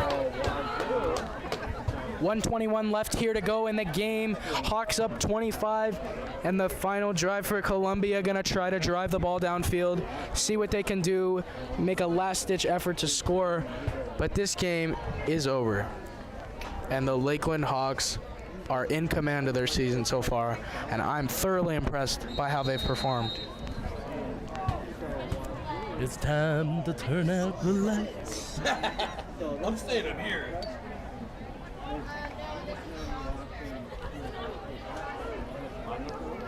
And it looks like the Wildcats still have their starting O on the field. Gonna try to move the ball downfield against these underclassmen that we have on the field right now. Ho breaks a tackle, stutters forward, tackled by Chase Burcham, an authoritarian tackle. Oh, the carry.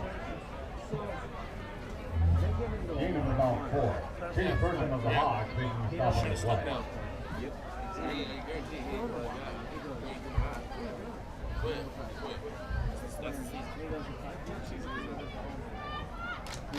play. Whole Hawks team has been challenged with adversity this season, and they have risen to the occasion each of the 3 weeks that they've been playing so far. And I'm just really impressed by the football that they're playing right now. As Riley Sachs makes a nice shoestring tackle there, and the clock is winding. We've got 30 seconds left before this one's over. Hey, I'm telling you what, during the school year, I might have to go do an interview with Schroeder and tell him if we win districts this year, which we have never done in a very long time, I'm going to have them see if he can hit the gritty. Oh, that would be a sight to see. And I think Mike Schroeder's just worried about continuing this win streak right now, as this game is wrapped up and the Hawks win, moving on to 3-0, getting the victory 35-10 over Columbia. That's a great game, and we're going to see